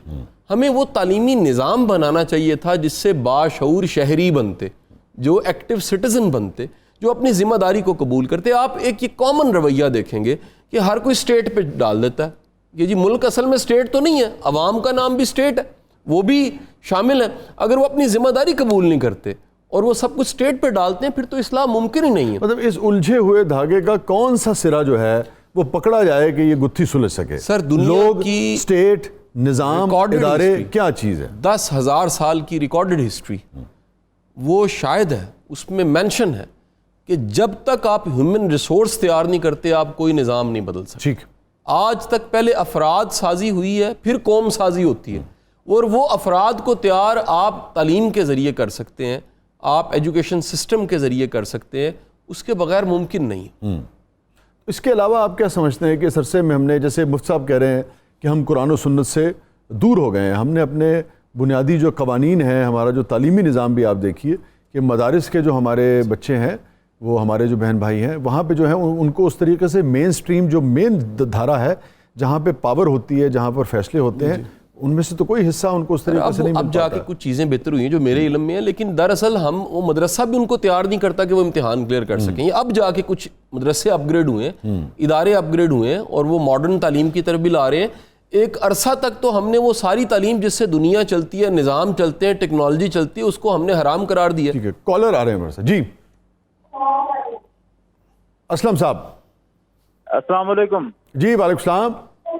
میرا سوال یہ ہے کہ جو ہم نماز میں درود پاک پڑھتے ہیں، درود ابراہیمی، جی اس میں پڑھتے ہیں ہم اللہم صلی علی محمد وعلی آل محمد کما صلیت علی ابراہیم وعلی آل ابراہیم انک حمید مجید. جی کیا ہم ایسے پڑھ سکتے ہیں اللہم صلی علی سیدنا محمد وعلی آل سیدنا محمد کما صلیت علی سیدنا ابراہیم وعلی آل سیدنا ابراہیم انک حمید مجید؟ مفتی صاحب، سب سے پہلے تو جب آپ اللہم صلی علی محمد پڑھیں نا تو اس میں ایک لفظ کا اضافہ کر لیں جو مستحب ہے اور قبولیت کے قریب ہے اور ادب کے قریب ہے، وہ ہے سیدنا. ٹھیک ہے. اللہم صلی علی سیدنا محمد وعلی آل سیدنا محمد کما صلیت علی سیدنا ابراہیم وعلی آل سیدنا ابراہیم انک حمید مجید. اسی طرح آگے الفاظ. ٹھیک. دوسری بات یہ ہے کہ جو الفاظ حدیث معصور میں مسنون آ چکے ہیں ان میں ہم کمی نہیں کر سکتے. جب حدیث پاک میں کما صلیت علی سیدنا ابراہیم آ چکا ہے تو پھر ہم ابراہیم کا لفظ نہیں کاٹ سکتے. ٹھیک ہے. اس میں کچھ اضافہ نہیں، وہ فرمائیے. جی واپس نہیں، کالر نہیں، بریک پہ جانا.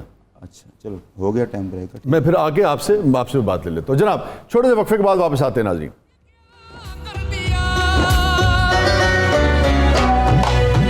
ہو گئے ہیں دور سارے رنج و غم، کوئی دیکھے رمضان کی شان و کرم، آنسوؤں سے کر لے اپنی آنکھیں نم، رمضان کی حرمت بھی دیکھو نہ ہو کم. حاضر ہے حاضر ہے حاضر ہے ہم، حاضر ہے حاضر ہے.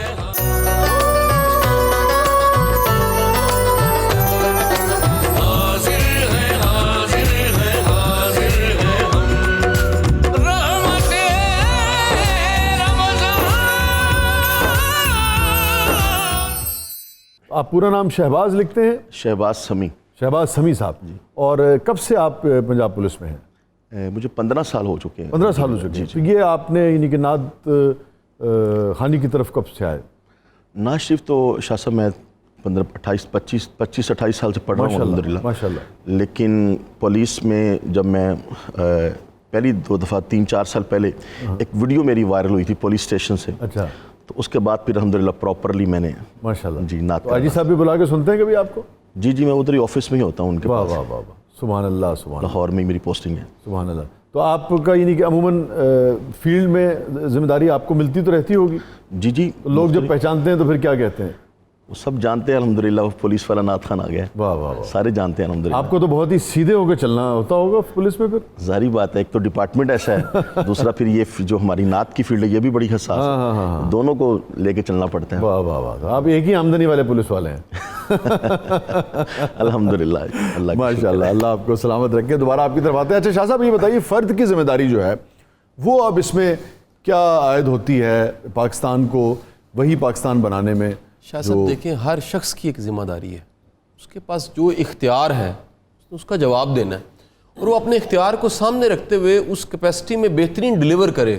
ملک بدل سکتا ہے. آپ دنیا کی باقی اقوام کو دیکھتے ہیں، آپ کو باہر جانا پڑتا ہے مشاعرے کے لیے یا میں جاتا ہوں کبھی، آپ یہ دیکھیے کہ قوموں کے عروج و زوال کی داستان افراد کے پاس ہوتی ہے اور جس معاشرے میں ایکٹیو سٹیزن ہوتے ہیں، ذمہ دار شہری جن کو کہتے ہیں، وہ معاشرے زیادہ سٹیبل نظر آتے ہیں آپ کو. بدقسمتی یہاں پر یہ ہے کہ ہم اس 21-22 کروڑ کو ہجوم شاید بنا پائے، قوم نہیں بنا پائے. قوم کی سمت ہوتی ہے، قوم کا کولیکٹیو نیریٹو ہوتا ہے. آپ ان 70 سالوں میں ایک اور ٹریجڈی دیکھیے. ٹریجڈی یہ کہ ہم اپنے ہیروز کو ڈیفائن نہیں کر پائے. ہیروز کا مطلب یہ کہ تمام کے تمام مکتبہ فکر جن کو مانے کہ یہ ہمارے ہیرو ہیں، آپ ان 70 سالوں میں کوئی ایک نام لے لیجئے، وہ ایک طبقے میں کنٹروورشل ضرور ہوگا. جب جس قوم کے ہیروز نہیں ڈیفائن ہوئے، جس قوم میں ایک فرد واحد اپنا رول نہیں سمجھ پایا کہ میری ذمہ داری کیا ہے، جس معاشرے میں سر دیکھیں ایک پوری مشینری چلتی ہے تو ایک نٹ پرزا چھوٹے سے ایک پیج کی بھی امپورٹنس ہوتی ہے. معاشرہ چلتا ہے تو ایک ایک فرد کی اہمیت ہے، وہ اپنا رول پلے کرے تو نظام چلتا ہے. ہر فرد ہے ملت کے مقدر کا افراد کے ہاتھوں میں ہے اقوام کی تقدیر. ہر فرد ہے ملت کے مقدر کا ستارہ. آپ کیا سمجھتے ہیں، چونکہ یہ ایک لمبی ڈیبیٹ ہے، الناس علی دین ملوکہم، کہ لوگوں کا عوام کا وہی دین ہو جاتا ہے بعض اوقات جو ان کے حکمرانوں کا ہوتا ہے. یہ ایک فلسفہ ہے. خود قرآن کہتا ہے کہ یعنی کہ تمہاری جس قوم کو اپنی حالت بدلنے کا وہ نہ ہو تب تک یعنی کہ حالت جو ہے بدلی نہیں جا سکتی، خود کرنا پڑتا ہے. پھر ایک اور جگہ قرآن کہتا ہے کہ اگر تم برے لوگوں کو چنو گے تو یہ تم پر مسلط کر دیے جائیں گے. عربی میں کہتے ہیں کہ مچھلی جو ہے وہ ہمیشہ سر سے گلنا شروع ہوتی ہے. تو یہ دونوں طرف کی رائے ہمیں ملتی ہے. قاسم علی شاہ صاحب کیا سمجھتے ہیں کہ حکمران زیادہ قصوروار ہیں یا افراد زیادہ قصوروار ہیں؟ سر کوئی شک نہیں کہ زیادہ اختیار جس کے پاس ہے وہی قصوروار ہے. ٹھیک ہے. لیکن ایک فرد واحد کے پاس بڑی چیزیں اس کے اختیار میں ہوتی ہیں. وہ ووٹ ڈالتے ہوئے دیکھتا ہے کہ میں کس کو ووٹ ڈال رہا ہوں، اس کو سمجھنا چاہیے. پھر اس کی آنکھ گلی کی خرابی، گٹر کا ڈھکن اور ایک وقت کی بریانی کا ڈبہ اس سے ذرا آگے بھی جانی چاہیے. ٹھیک ہے. یہ لازم ہے، یہ تعلیم کے نظام پہ لازم ہے کہ وہ جن کو پڑھا لکھا قرار دے رہا ہے ان کے پاس یہ شعور ہے کہ میرے مفاد سے بڑا قومی مفاد ہے. ٹھیک بات. میرے مفاد سے بڑا ملت کا مفاد، میرے مفاد سے بڑا امت کا مفاد. لیکن جب آپ ایک ایسا طبقہ پیدا کر دیں گے جن کا ذاتی مفاد ہی ان کا مکمل یہی مفاد ہے تو پھر آپ ان سے کوئی نتیجہ نہیں لے سکتے. کتنے کیا پرسنٹیج کیا آپ دیکھتے ہیں، کتنا حکمرانوں کا قصور ہے، کتنا افراد کا قصور؟ سر دیکھیے اگین یہ ایک کوئی ریشو نہیں ہم نکال سکتے، مطلب پھر ریشو نہیں نکال سکتے. لیکن سر کوئی بھی آپ ایک ہمارے بڑے پیارے پولیس والے بھائی بیٹھے ہیں، یہ میری بات کو سیکنڈ کریں گے، علاقے کا تھانے دار ٹھیک ہو جائے نا سر 90% کرائم ختم ہو جاتا ہے. ایک ادارے کا سربراہ ٹھیک ہو جائے تو اس کے اثرات نیچے تک لگائے جاتے ہیں. لاہور کی پولیس کی پوری ہسٹری میں کچھ ایس ایچ اوز ہیں، میں نام نہیں لیتا، لیکن ان کے نام کے ساتھ جڑا ہے کہ جس علاقے میں انہیں تعینات کیا جاتا ہے وہاں پر مجرم غائب ہو جاتے ہیں یا کم از کم ان کے ٹینیور میں وہ جرم ختم ہو جاتے ہیں. سو اس میں کوئی شک نہیں ہے کہ حکمران کا رول ہے، لیکن شہری ایک فرد واحد جو کہہ لیجیے اپنی چونچ میں چند بوندیں اٹھا کے آگے ابراہیم پہ جا کے وہ گراتی ہے چڑیا، اپنے اختیار کو سامنے رکھتے ہوئے اس میں دی بیسٹ ہونا یہ بڑا ٹھیک ہے. عوام بعض اوقات ووٹ آؤٹ کرنے کی جو ایک سہولت ہے اس کے پاس، اس حوالے سے بھی گلہ کرتے ہیں کہ بھئی ووٹ جو ہے وہ تو ہمارا اختیار تو ہے لیکن شاید اس کے نتائج جو ہیں بعض اوقات ہمیں وہ ٹھیک طرح سے نہیں ملتے اور نتائج میں خرد برد ہو جاتا ہے، بعض اوقات یہ گلہ کرتے پائے جاتے ہیں۔ اس کا قصور کس کا ہے؟ عوام کا کہ وہ اپنے ووٹ کی حفاظت نہیں کر پاتے، یا اگر ووٹ چوری ہوتا ہے تو ان کا قصور ہے؟ اس میں سر اپنے خرد برد کہہ دیا تو پھر خرد برد کا ہی قصور ہے۔ نہیں، کر کون رہا ہے یہ سوال ہے۔ میں تو نہیں کر رہا تھا۔ اچھا جی، حضور والا یہ فرمائیے، میں کہا شاہ صاحب اس گلی میں نا جانا شاہ نہیں صاحب چاہ کی رہے۔ باتوں میں دو چار باتیں میں نتھی کرنا چاہ رہا ہوں۔ ایک تو بحیثیت پاکستانی ہم سب کی ذمہ داری ہے ہم محب وطن ہوں، ٹھیک۔ دوسری ہماری ذمہ داری یہ ہے کہ ہم سب محنتی ہوں۔ اس ملک میں نکمے نکھٹو لوگ بوجھ ہیں، اپنی فیملی کے لیے بھی، ملک کے لیے بھی، ہمارے آنے والی نسلوں کے مستقبل کے لیے، اور ان ویلوں کو محنت پر مجبور کرنے کے لیے سوسائٹی اور حکومت سب کی ذمہ داری ہے ان کو محنت کی طرف لائیں۔ تیسری بات یہ ہے کہ اس ملک کے لیے خرابی کا باعث نہ بنے۔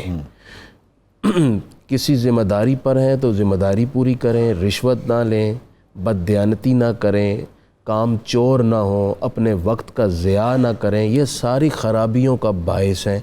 یوں ہی ملک کو گندہ نہ کریں، اپنی گلی کو، اپنے محلے کو، معاشرے کو۔ شاہ صاحب والی بات کہ اپنی جو ذمہ داری ہے اس کو بھرپور طریقے سے۔ نمبر 4، کوئی بھی قدم ملک کے مفاد کے خلاف نہ اٹھائیں۔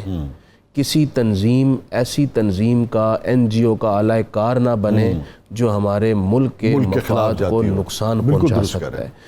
نمبر 5 یہ کہ ملک کے قوانین کو کسی صورت نہ توڑیں، چاہے وہ ٹریفک کے قوانین ہیں، چاہے وہ دیگر قوانین ہیں۔ یہ چند ایک چیزیں اگر ہم پیش نظر رکھیں تو میں سمجھتا ہوں ایک ذمہ دار پاکستانی بن کر اس ملک کے پروان چڑھنے میں، اس کے استحکام میں اپنا حصہ ڈال۔ میں وہ شب قدر کی طرف دوبارہ آتا ہوں، مگر آپ اس سے ایگری کرتے ہیں جو شاہ صاحب نے کہا کہ ہم ہیروز نہیں بنا سکیں اور کوئی شخصیت ایسی نہیں ہے ہمارے پاس جو متنازع نہ ہو؟ شاہ صاحب کا خیال ہے، نہیں، ہیروز ہیں، بدقسمتی یہ ہے کہ انہوں نے اصل یہ بات کی کہ ان پر متفق نہیں ہو سکے۔ جو لوگ امت مسلمہ میں متفقہ ہیروز سے اختلاف کرتے ہیں، بنیادی طور پر وہ اس امت کی تباہی کا سبب ہیں۔ میں برملا یہ بات کہتا ہوں کہ رسول اللہ علیہ السلام کے صحابہ، اہل بیت، وہ لوگ جو بالاتفاق ہیروز ہیں، اللہ کا لاکھ لاکھ شکر ہے کہ ہم دل و جان سے ان کو ہیرو بھی مانتے ہیں، ان کی عظمت پہ پہرا بھی دیتے ہیں اور ان کی عظمت کا دفاع بھی کرتے ہیں۔ اور ایک چیز دیکھیے آپ اپنا، اور میں ایک بات صرف کر کے، ابھی ایک بات ہو رہی تھی، دیکھیں حضرت سیدنا فاروق اعظم رضی اللہ تعالیٰ عنہ کا دور خلافت ہے، مدینہ شریف کی زمین پر زلزلہ آیا تو آپ نے درہ اٹھایا، جی جی جی، اور آپ نے فرمایا کیا میں تجھ پر انصاف نہیں کرتا؟ واہ واہ، اگر میں انصاف نہ کرتا ہوتا تو تو کانپتی۔ سبحان اللہ، سبحان اور اگر عمر انصاف کرتا ہے تجھے جرت کیسے ہوئی کانپنے کی؟ آپ نے درہ مارا، اس درے کا حیا قیامت تک زمین مدینہ کر رہی ہے۔ اللہ اکبر، بعد میں انصاف ہو یا نہ ہو وہ مڑ کے نہیں کانپی۔ واہ واہ۔ تو یہ اگر حکمران سیدنا فاروق اعظم کی اس سنت کو اپنا کر انصاف کا درہ ہاتھ میں پکڑ لیں اور اللہ تبارک و تعالیٰ کی ذات پر یقین کر کے صرف آپ انصاف دینا ہی شروع کر دیں، بالکل درست کر رہے ہیں، حالات چینج ہو سکتے ہیں۔ بالکل درست کر رہے ہیں۔ اب یہاں دیکھیں ہمارے پاکستان میں مظلوم کی کو انصاف لینے کے لیے موت کا انتظار کرنا پڑتا ہے۔ نسلوں، کئی نسلوں کا مفتی جی، موت کا میں نے کہہ دیا ہے، نسلوں کا کیا ہوا، موت کا انتظار کرنا، تو یہ ہمارے مسائل ہیں۔ اچھا، میں آپ شب قدر کی طرف بعد میں آ رہے تھے، مفتی صاحب کی بلا سے وہ ایک مائی صاحبہ نے سوال کیا تھا قبولیت اور دعا کے حوالے سے، مفتی صاحب نے اس کا بڑا خوبصورت جواب دیا، شارٹ سا۔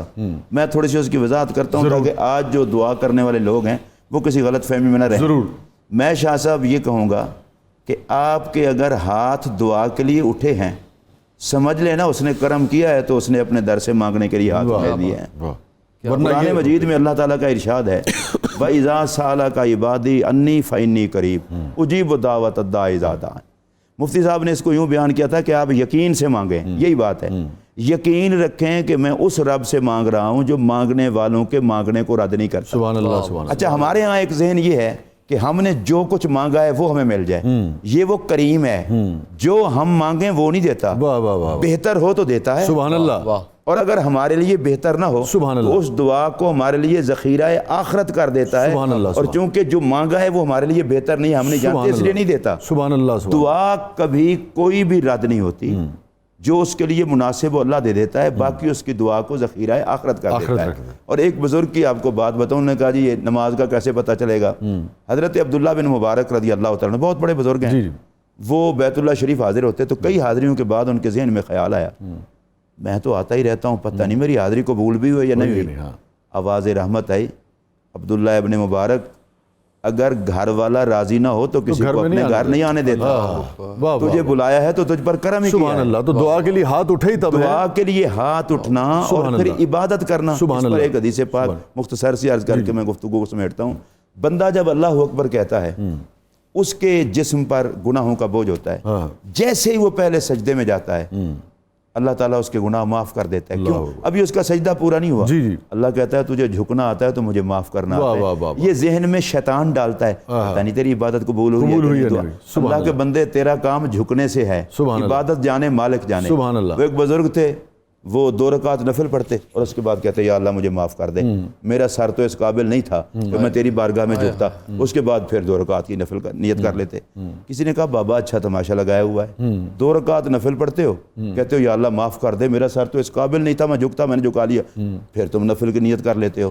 تو بابا نے کہا مالک کی بارگاہ اتنا بلند ہے کہ مجھے معافی مانگنی چاہیے کہ اس کی بارگاہ میں میرا سر جھکنے کے قابل نہیں، میں بندہ ہوں، سر جھکاؤں نہ تو اور کیا کروں۔ سبحان اللہ، سبحان اللہ۔ ہمیں سر جھکانا چاہیے، رب سے مانگنا چاہیے، یہ شیطانی خیالات میں نہیں جانا چاہیے۔ مالک نوازتا ہے، دیتا ہے، وہ کسی کو خالی نہیں۔ اور مفتی محمد اقبال چشتی صاحب کا کہنا یہ ہے کہ دعا کے لیے جب ہاتھ اٹھتے ہیں تو یہ بنیادی طور پر دعا کی قبولیت کا اشارہ ہی سمجھیے آپ، یہ حضرت فرما رہے ہیں۔ حضرت اب وہ جو بڑا تاریخی واقعہ ہے کہ سرکار تشریف لائے اور جو 2 مسلمان جھگڑ رہے تھے، کیا صرف یہیں تک اس کی وہ ہے یا اوورآل امت میں جو نفاق ہے، جو اختلافات ہیں، سیاسی اختلافات ہیں، گروہی اختلافات ہیں، مسالک کی اختلافات ہیں، فقہی معاملات میں ہمارے وہ ہیں، مگر پھر ہم جھگڑ پڑتے ہیں، اختلاف کرنا اور بات ہے، اس پہ ہم جھگڑ پڑتے ہیں، کیا آج بھی اس کی وجہ سے بے برکتی ہوتی ہے؟ ایک تو پورا واقعہ بھی لوگوں تک بیان کر دیجئے تاکہ تاریخی حوالہ میں یہ واقعہ بیان کرتا ہوں، لیکن اس کے ساتھ ہماری ایک اور بات بھی نامکمل رہ گئی تھی کہ لیلۃ القدر خیر من الف شہر سے مراد کیا ہے۔ ایک میں نے عرض کیا تھا کہ عمل کا ثواب 83 سال 4 مہینے کے اتنے لمبے عرصے کی عبادت کے برابر یا زیادہ ملتا ہے۔ دوسرا مفسرین نے لکھا ہے کہ اس رات میں خیر کثیر اتنی ہوتی ہے جتنی 83 سال 4 مہینے میں ہوتی ہے۔ سبحان اللہ۔ تو یہ رات گویا کہ خیر کثیر کی رات ہے، جس کا جتنا ظرف ہے اتنی خیر وہ سمیٹ لیتا ہے، اور جو اپنا ظرف لاتا ہی نہیں، کھولتا ہی نہیں، وہ اس خیر سے محروم رہتا ہے۔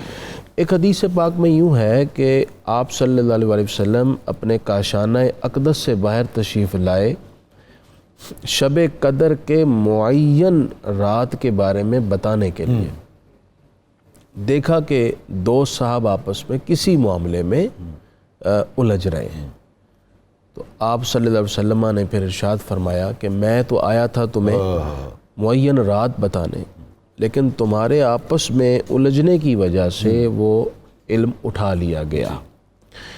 اب اس سے یہ بات امت کو سمجھائی گئی ہے، اگرچہ اس میں بھی حکمت مفتی صاحب نے بھی فرمائی مخفی رکھنے میں کیا تھی، وہ حکمتیں اور تھیں، لیکن امت کو اس سے یہ سمجھایا گیا ہے کہ تمہارا باہمی نزاع اور جھگڑا یہ کسی نہ کسی بے برکتی اور نحوست کا باعث ہوتا ہے۔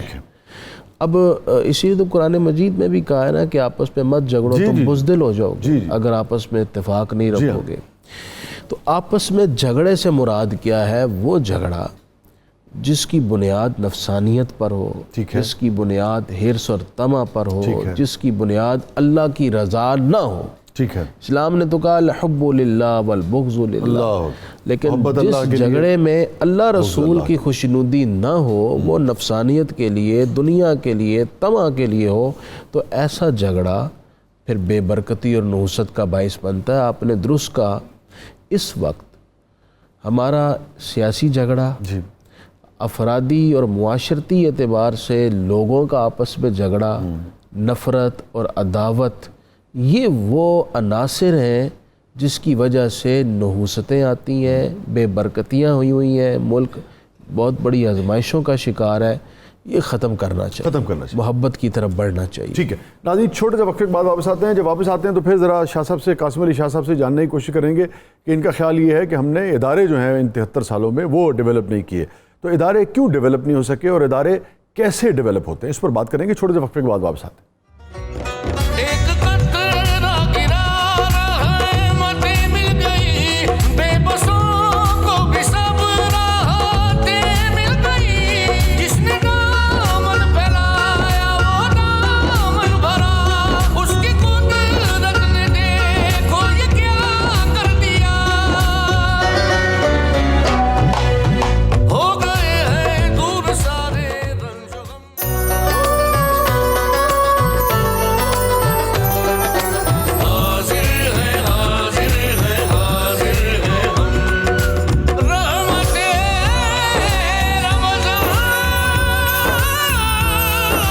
محترم شاہ صاحب، ہم نے بات کی تھی کہ ادارے جو ہیں وہ کیسے یعنی کہ بنائے جا سکتے ہیں، ہم کہاں غلطی کرتے ہیں؟ شاہ صاحب دیکھیں، اس میں یہ سارے انتظامی امور کی چیزیں ہیں. ایک بڑا بنیادی آپ کہہ لیجئے فالٹ پورے سسٹم میں شروع سے رہا. اس ملک میں سکسیشن پلان نہیں ہو سکا.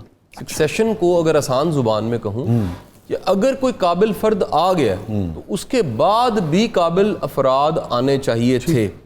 دوسرا، اگر کوئی کسی ادارے کا سربراہ آج بہتر ہے اور وہ ویژن دیتا ہے، ویژن صرف اپنے اقتدار تک رہنا، اپنے ٹینیور کو پورا کرنا، یہ ویژن نہیں ہوتا. ویژن 20 سالوں کا ہوتا ہے، 50 سالوں کا ہوتا ہے، 100 سالوں کا ہوتا ہے.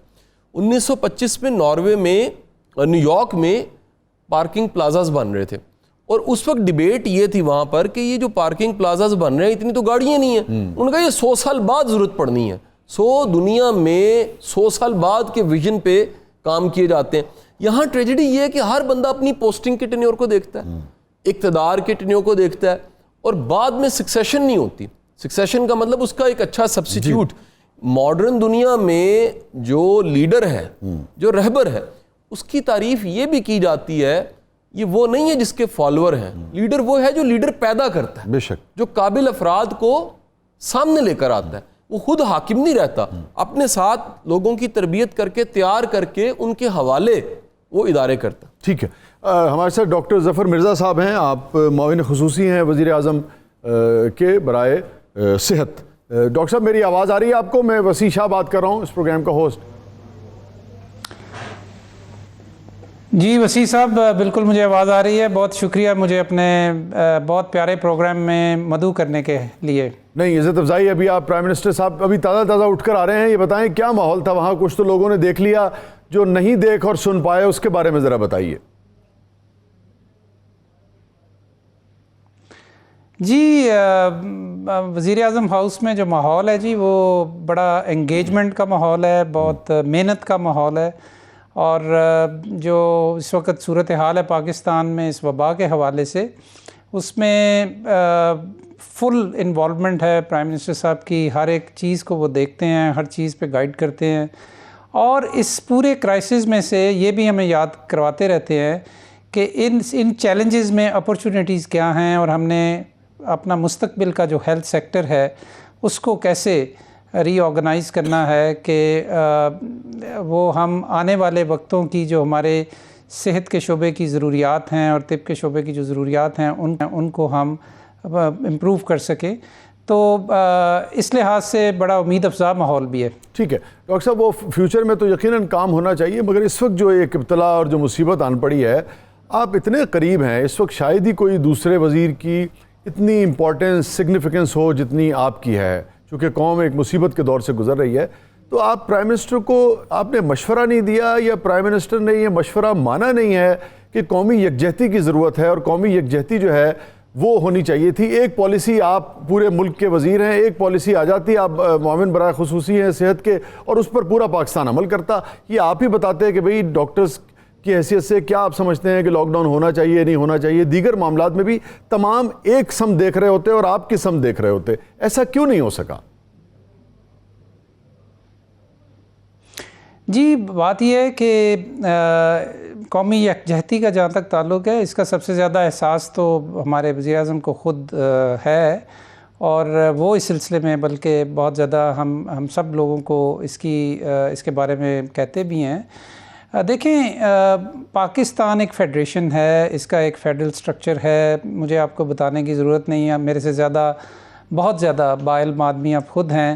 18ویں ترمیم کے بعد ہیلتھ کا شعبہ جو ہے یہ صوبوں کو تفویض کر دیا گیا تھا۔ فیڈرل جو اس کے اندر رول ہے وہ بہت کم تھا، لیکن وہاں اس وقت یہ گنجائش نہ رکھی گئی یا اس کو مستقبل بینی نہ کی گئی کہ اگر خدا نہ خواستہ ملک میں کوئی ایسی بیماری پھیل جائے گی کہ جس کو ہمیں قومی سطح پہ ہیلتھ ایمرجنسی کہنا پڑے گا، تو پھر اس کے تقاضے کیا ہوں گے۔ 18ویں ترمیم اپنی جگہ پہ اور اس کی جو اہمیت اور افادیت ہے وہ اپنی جگہ پہ، لیکن جب نیشنل ہیلتھ ایمرجنسی ہوگی تو پھر ہم نے کس طریقے سے انتظام و انصرام کرنا ہے، تو اس حوالے سے اب بہت سوچ بچار ہوئی ہے اور اس سلسلے میں کچھ پیش رفت بھی ہو رہی ہے۔ لیکن میں آپ کو یہ بتاتا چلوں ساتھ ساتھ کہ دیکھیں 13 مارچ کو نیشنل سیکیورٹی کمیٹی کی میٹنگ ہوئی، نیشنل سیکیورٹی کی، صرف فیڈرل نہیں، نیشنل سیکیورٹی کمیٹی کی، جس میں کہ تمام فیڈرل کیبنٹ، تقریباً تمام فیڈرل کیبنٹ، آرمی، تمام chief ministers of all provinces اور ایریاز، وہ تمام جو تھے وہ انہوں نے آپس میں مشورہ کیا اور اس فیصلے پہ پہنچے کہ ہمیں اس سلسلے میں ایک قومی ٹھیک ہے، وہ ایک ادارہ ہم نے ڈیولپ کر لیا، وہ کام کرنے کی ہمارے ضرورت ہے۔ سامنے آیا جی، پھر نیشنل کوآرڈینیشن کمیٹی بنی، پھر اس کے لیے national command and operation centre بنا کہ جو ڈیلی پچھلے تقریباً 6 ہفتے سے زیادہ ہو گئے ہیں بغیر ناگے کے ہر روز صبح، اور تمام چیف سیکرٹریز جی صوبوں کے اور دوسرے وہ ہمارے ساتھ ویڈیو کانفرنس پہ ہوتے ہیں۔ اور ایک چیز ہے کہ جو آپ میڈیا میں رات کو سنتے ہیں کہ جو مختلف اسپوکس پرسنز کہہ رہے ہوتے ہیں، اور ایک وہ ماحول ہے کہ جو صبح 10 بجے ہماری national command and operation centre میں ہوتا ہے، جس میں کہ بہت سوچ بچار کے بعد بہت زیرکی کے ساتھ جو ہیں یہ معاملات کانسنسس سے طے کرنے کی کوشش کی جاتی ہے۔ We do not 100% agree some times, جو کہ بالکل ٹھیک ہے، وہ ہوتا ہے، کوئی ایسی بات نہیں۔ اگر کوئی ایسا فیصلہ ہوتا ہے تو پھر اسے ہم واپس NCC میں لے جاتے ہیں اور وہاں کانسنسس ڈیولپ کرنے کی کوشش۔ ڈاکٹر صاحب آپ صحیح کہہ رہے ہیں، اور جو 18ویں ترمیم کے اندر یہ گیون سرکمسٹانسز کے اندر یہ جو سکم پایا جاتا ہے کہ بہت ساری چیزیں جو ہے کیپیسٹی کچھ معاملات کی نہیں ہے صوبوں کے پاس، اور اس کے باوجود مسائل ہو رہے ہیں، یہ اپنی جگہ درست بات ہے، مگر پرائم منسٹر کا، وفاق کا، آپ کو جب ذمہ داری دی جاتی ہے تو آپ کا تو کام ہی حسنی یہ ہے کہ آپ کنسنسس ڈیولپ کریں۔ مطلب ایک آل پارٹیز کانفرنس جو ہے وہ ہمیں نظر نہیں آئی۔ آپ یہ اندازہ کیجئے کہ جو کام آپ لوگوں نے اپنے مختلف اس کے ذریعے نئی فورسز بنا کے لینے کی کوشش کی، اگر آپ جو ذیلی سطح پر جا کر جو ہمارے کونسلرز ہوتے تھے یا دیگر وہ ہوتے تھے جو ایک ایک فرد کو اس کے ناموں سے جانتے ہیں، اگر آپ ان کے ذریعے کام کرتے ہیں یا ابھی بھی کام کریں تو آپ نہیں سمجھتے کہ یہ جو آنے والے بھی 1.5-2 مہینے ہیں زیادہ بہتر طور پہ لوگوں کی خدمت ہو سکتی ہے؟ جی، اس سلسلے میں آپ کو یہ بتا سکتا ہوں کہ جو اسپیکر صاحب نے ایک کمیٹی بنائی پارلیمنٹری لیڈرز کی، جس میں کہ تمام پارٹیز ریپریزنٹڈ ہیں پارلیمنٹ کے اندر، ان کی جو لیڈرشپ ہے وہ ملتی رہی متواتر، اور میں بھی ان میٹنگز میں جاتا رہا حتی الامکان، اور وہاں پہ بہت سنجیدگی کے ساتھ ان مسائل کے اوپر بات کی، اور ہم نے بہت کچھ ان سے ایڈوائز بھی لی، اور وہ پھر انپٹ دیا قومی سطح پہ جو فیصلہ سازی ہے اس کے اندر۔ Everything is not perfect جی، لیکن جو گیون سرکمسٹانسز کے اندر فیڈرل سٹرکچر کے اندر رہتے ہوئے آئینی تقاضوں کو سامنے رکھتے ہوئے، جس سے میری مراد 18ویں ترمیم بھی ہے، جو کچھ کیا جا سکتا تھا وہ ہم نے حتی الامکان ایمانداری سے، محنت سے کرنے کی کوشش کی ہے۔ یقیناً وہ پرفیکٹ نہیں، میں دوبارہ کہہ رہا ہوں، لیکن اس سے بہت کچھ سیکھنے کی گنجائش ضرور ہے، اور جس کو کہ ہم اب آنے والے وقتوں کے لیے استعمال کریں تو یہ اس کا بہترین استعمال ہوگا۔ ٹھیک ہے ڈاکٹر صاحب، اب ذرا یہ بتائیے کہ لاک ڈاؤن تو ختم ہو چکا ہے، ہم نے بحیثیت حکومتوں نے ہماری کیا کیا سو کیا، جو ہماری عوام نے کیا اس پہ کیا ہم تبصرہ کریں؟ ہم تو اپنے عوام سے بھی ہم اپنے آپ سے بھی شرمندہ ہیں، بعض اوقات تو لگتا ہے کہ حکمرانوں سے کیا گلہ کریں، ہم اب ہمارے اپنے اتنے مسائل ہیں، جس طرح سے ہم نے جا کے دکانوں کو بھر دیا ہے اور کوئی سوشل ڈسٹینسنگ کا ہم نے خیال نہیں رکھا۔ اب اس صورت میں جبکہ پورا ملک کھل چکا ہے. 22 کروڑ جو ہیں، ان میں سے 10-12 کروڑ افراد جو ہیں وہ سڑک پر ہیں، کاموں پر ہیں. اگلے 1.5-2 مہینے میں آپ کیا دیکھ رہے ہیں؟ یہاں سے کیا پروجیکشنز ہیں، کیا پریڈکشنز ہیں، کیا ہونے جا رہا ہے؟ لیکن جی، اس سے پہلے کہ میں براہ راست آپ کے اصل نقطے پہ آؤں، میں 2 چیزوں کا اظہار ضرور کرنا چاہتا ہوں. ایک یہ کہ لاک ڈاؤن جو ہے یہ اس میں ایز کرنا، لاک ڈاؤن لگانا بھی مجبوری تھی، اس کو ایز کرنا بھی مجبوری تھی. اس لیے کہ مطلب جو ہمارا معاشرتی سلسلہ ہے، جو ہماری غربت ہے، جو ہمارے روزگار کے جو جس طرح لوگ روزانہ کی بنیادوں پہ اپنی روزی کماتے ہیں، بہت زیادہ دیر تک لوگوں کو بند نہیں کیا جا سکتا. بات ہے، یہ درست اور بات ہے. اگر کرتے بھی تو وہ شاید مؤثر نہ رہتا. جی ہاں، مؤثر نہ رہتا. تو لہٰذا حکومت کی جب آپ ہوتے ہیں تو آپ کو بہت سارے توازن قائم کرنے ہوتے ہیں. میں اگلے دن کسی کو مثال دے رہا تھا کہ یہ بالکل اس طرح ہے کہ جس طرح آپ جہاز کے کاکپٹ میں بیٹھے ہوں اور آپ کو مختلف بٹن مستقل جو ہے نا، وہ کسی کو زیادہ کرنا پڑتا ہے، کسی کو کم. ہم پالیسی کاکپٹ میں بیٹھے ہوئے ہیں پچھلے 2.5 مہینے سے کہ کیا چیز کر لیں، کیا نہ کریں. لیکن اس کے باوجود تو میں اصل میں بات آپ سے یہ کرنا چاہ رہا تھا کہ 2 باتیں ہیں. ایک یہ کہ جو SOPs ہم نے دیے ہیں، ہر چیز کا تقریباً اب SOP بن چکا ہے، گائیڈ لائنز بن چکی ہیں، جن کا کہ کامن تھیم سوشل ڈسٹینسنگ ہے، یعنی کہ سماجی رابطے میں تھوڑی سی دوری اختیار کرنا. اگر ہم اس کے اوپر عمل نہ کریں تو صورتحال جو ہے، لاک ڈاؤن ایز تو ہو گیا لیکن ہو سکتا ہے لاک ڈاؤن واپس کرنا پڑ جائے. اس کے کیا نتائج برآمد ہونے جا رہے ہیں اگلے 2 مہینے میں ڈاکٹر صاحب؟ کیا ہونے کیا جا رہا ہے؟ کتنا خطرہ ہے؟ 1,32,000 بیڈز ہیں ہمارے پاس پورے پاکستان میں. کتنے مریض آپ سمجھتے ہیں کہ آئیں گے؟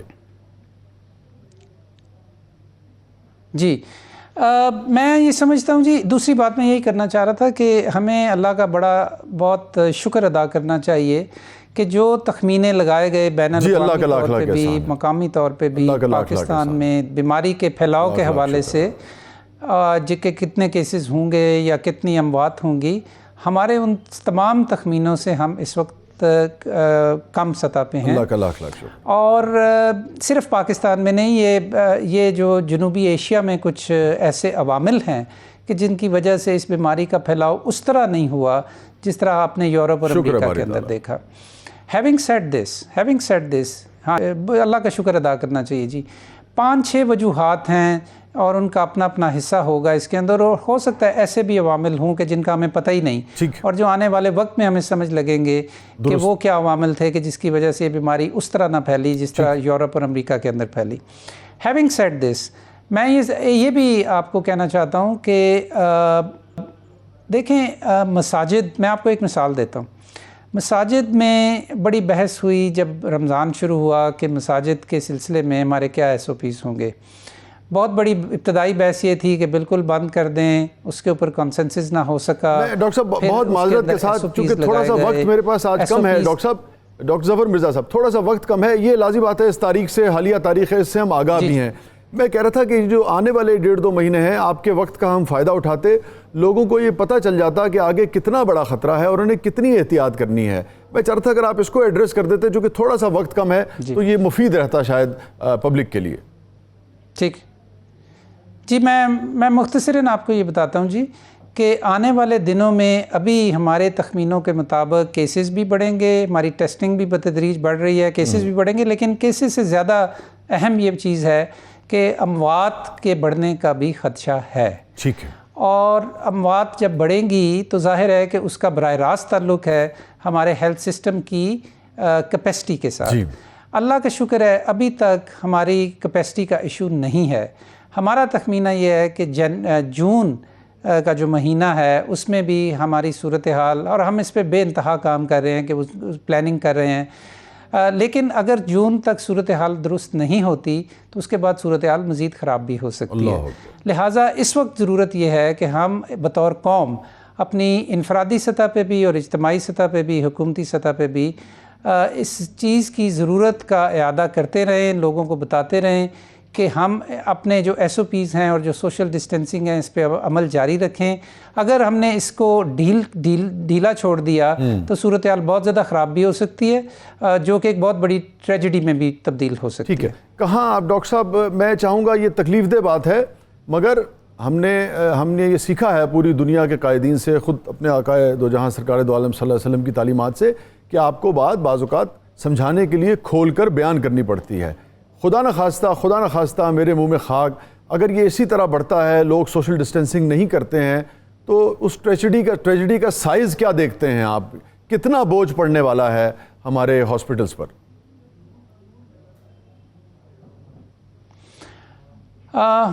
میں نمبرز دینے سے اوائڈ کرتا ہوں، لیکن یہ بتا سکتا ہوں آپ کو کہ جون کے آخر تک ہمارا تخمینہ یہ ہے کہ ہزاروں لوگوں کو وینٹیلیٹرز کی ضرورت ہو سکتی ہے، اور ہم اس کا بندوبست کر رہے ہیں دن رات محنت کر کے.